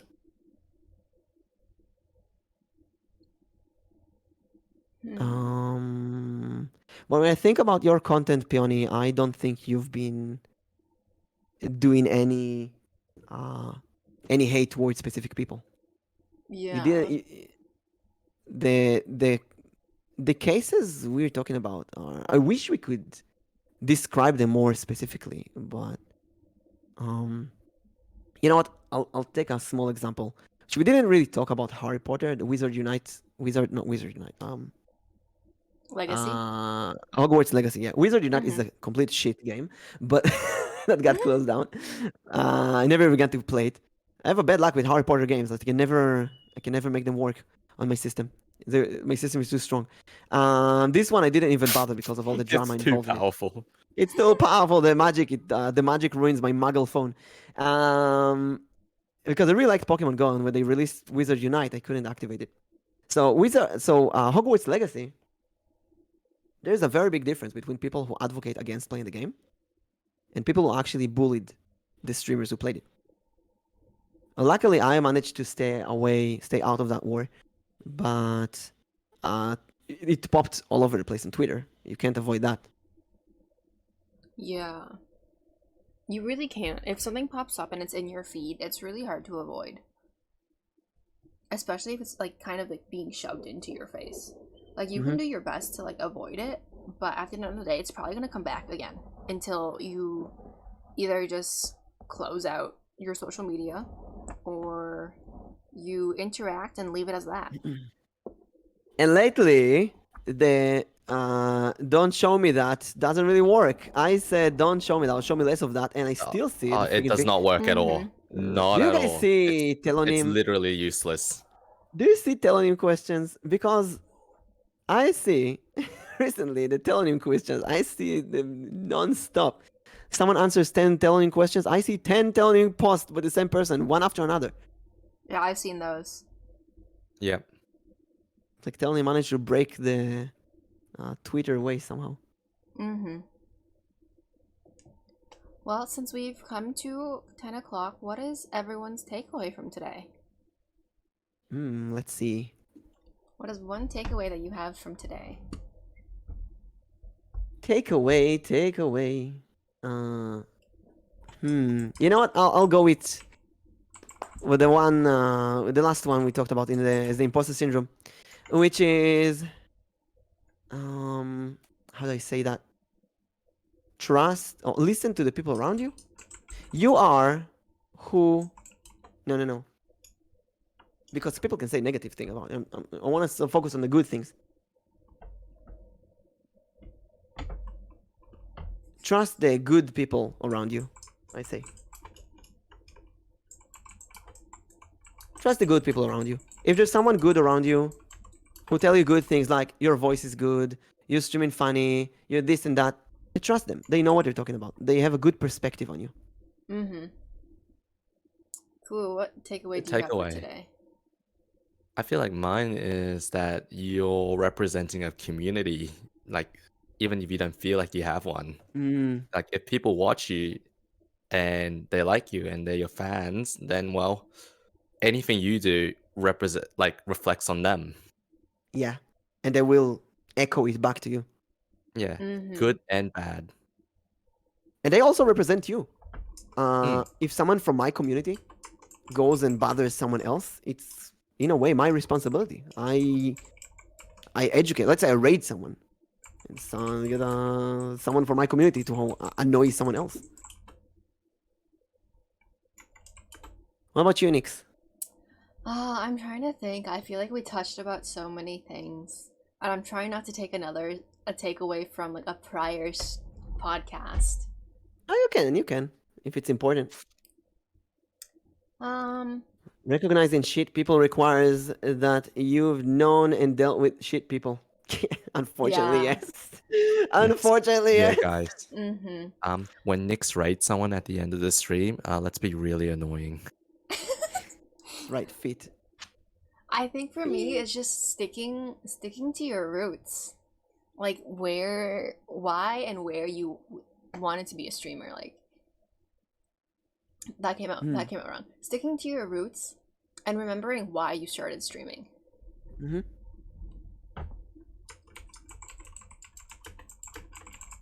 Gonna drop my political opinion.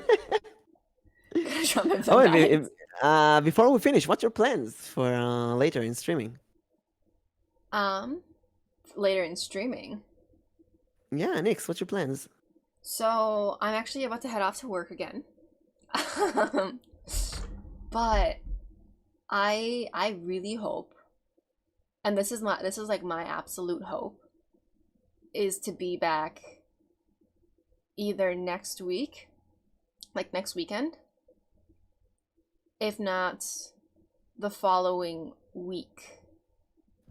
So my goal is to be back anywhere from the 29th to the 6th.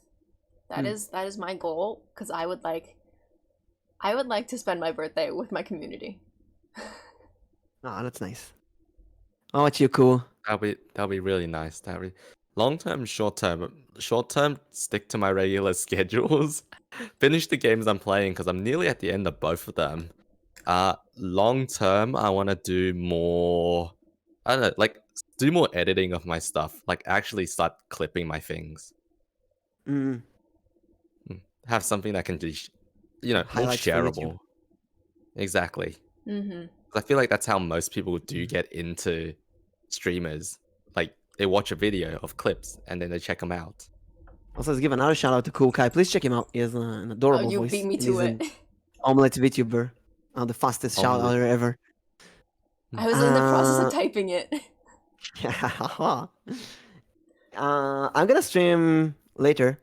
Maybe I'll just eat something and then I'll start streaming, and I'm gonna get some games for my birthday. So I'm gonna try all kind of games. I have 8 games. I don't know if I'm gonna try all of them. I have like Oh 8 games. god, I don't know how you do it. That's gonna be a lot. I have so many games I haven't played yet, but I want to.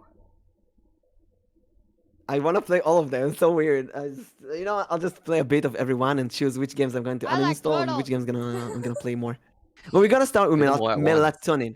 I'm gonna start with a rhythm game called Melatonin, which Alnichi bought me for my birthday. That's gonna be fun. I think I've heard of it. It's a rhythm game. I heard a bit, and then I put it in my wish list and didn't look anymore. That's fair. I know. There's so many games I put in my wish list that I can go and get it later when it goes on sale. Yeah, that's the wish list. I need to really stop buying games. My list is way too long. Mine is so long. It's Also, so listen, long. everyone, recommendation: play Abandonware. Old games from the 90s that were completely abandoned. There is some really good abandonware game. You can use the retro category, and nobody does that. So it's really refreshing. Ooh, What is it called? Abandonware. Games that have been Abandonware? abandoned. Yeah, sometimes it's really hard to activate them. You need DOSBox and such. I was thinking of doing a Kusa game. Oh, wait, Kusa. Kusa? Yeah, Kusa Kusa. game Kusa? stream. Like, yeah. I believe they have all of them on Xbox Game Pass. No. What's a Kusa game? Like bad game stream. Like, Oh, you yeah. Oh, Kusa games. Yes, that's great. I have like Yes. 700 games or so on Steam that I never played. I'm never gonna play them. So it's great for Yeah, that. like, I don't know if you guys remember. There was a game when I was in high school called Cat Mario, and I've been thinking of replaying it on stream. Do it. Oh, we got hydrate and stretch. One last Thank you. hydrate and stretch, and there goes my shoulder popping. Woo! Who are we rating, Nix? We are gonna go ahead and raid out to Evil Rulers, because he just started his stream, and he is Sonic playing EX. Oh, wait, is Sonic Nodia? EX an No. actual game? Noita. Noita. Is that how you say it? Yeah, I believe so. Noita is very hard though. Be prepared to die infinite hard. amount of times. Nick's feet raid? Huh? Yeah, that's the message. Yep. In the fashion of fate. In the fashion of Yep. feet? Okay. So thank you everyone for joining us. Next week, Nix, Thursday? Is it Thursday? Yes? I don't know. You tell me. Noita. I believe so, as long as your schedule says okay. Yes. My schedule says So okay. next week, Thursday, 12 p.m. on my channel, on mselboim channel, with a special guest. And we'll see you all next time.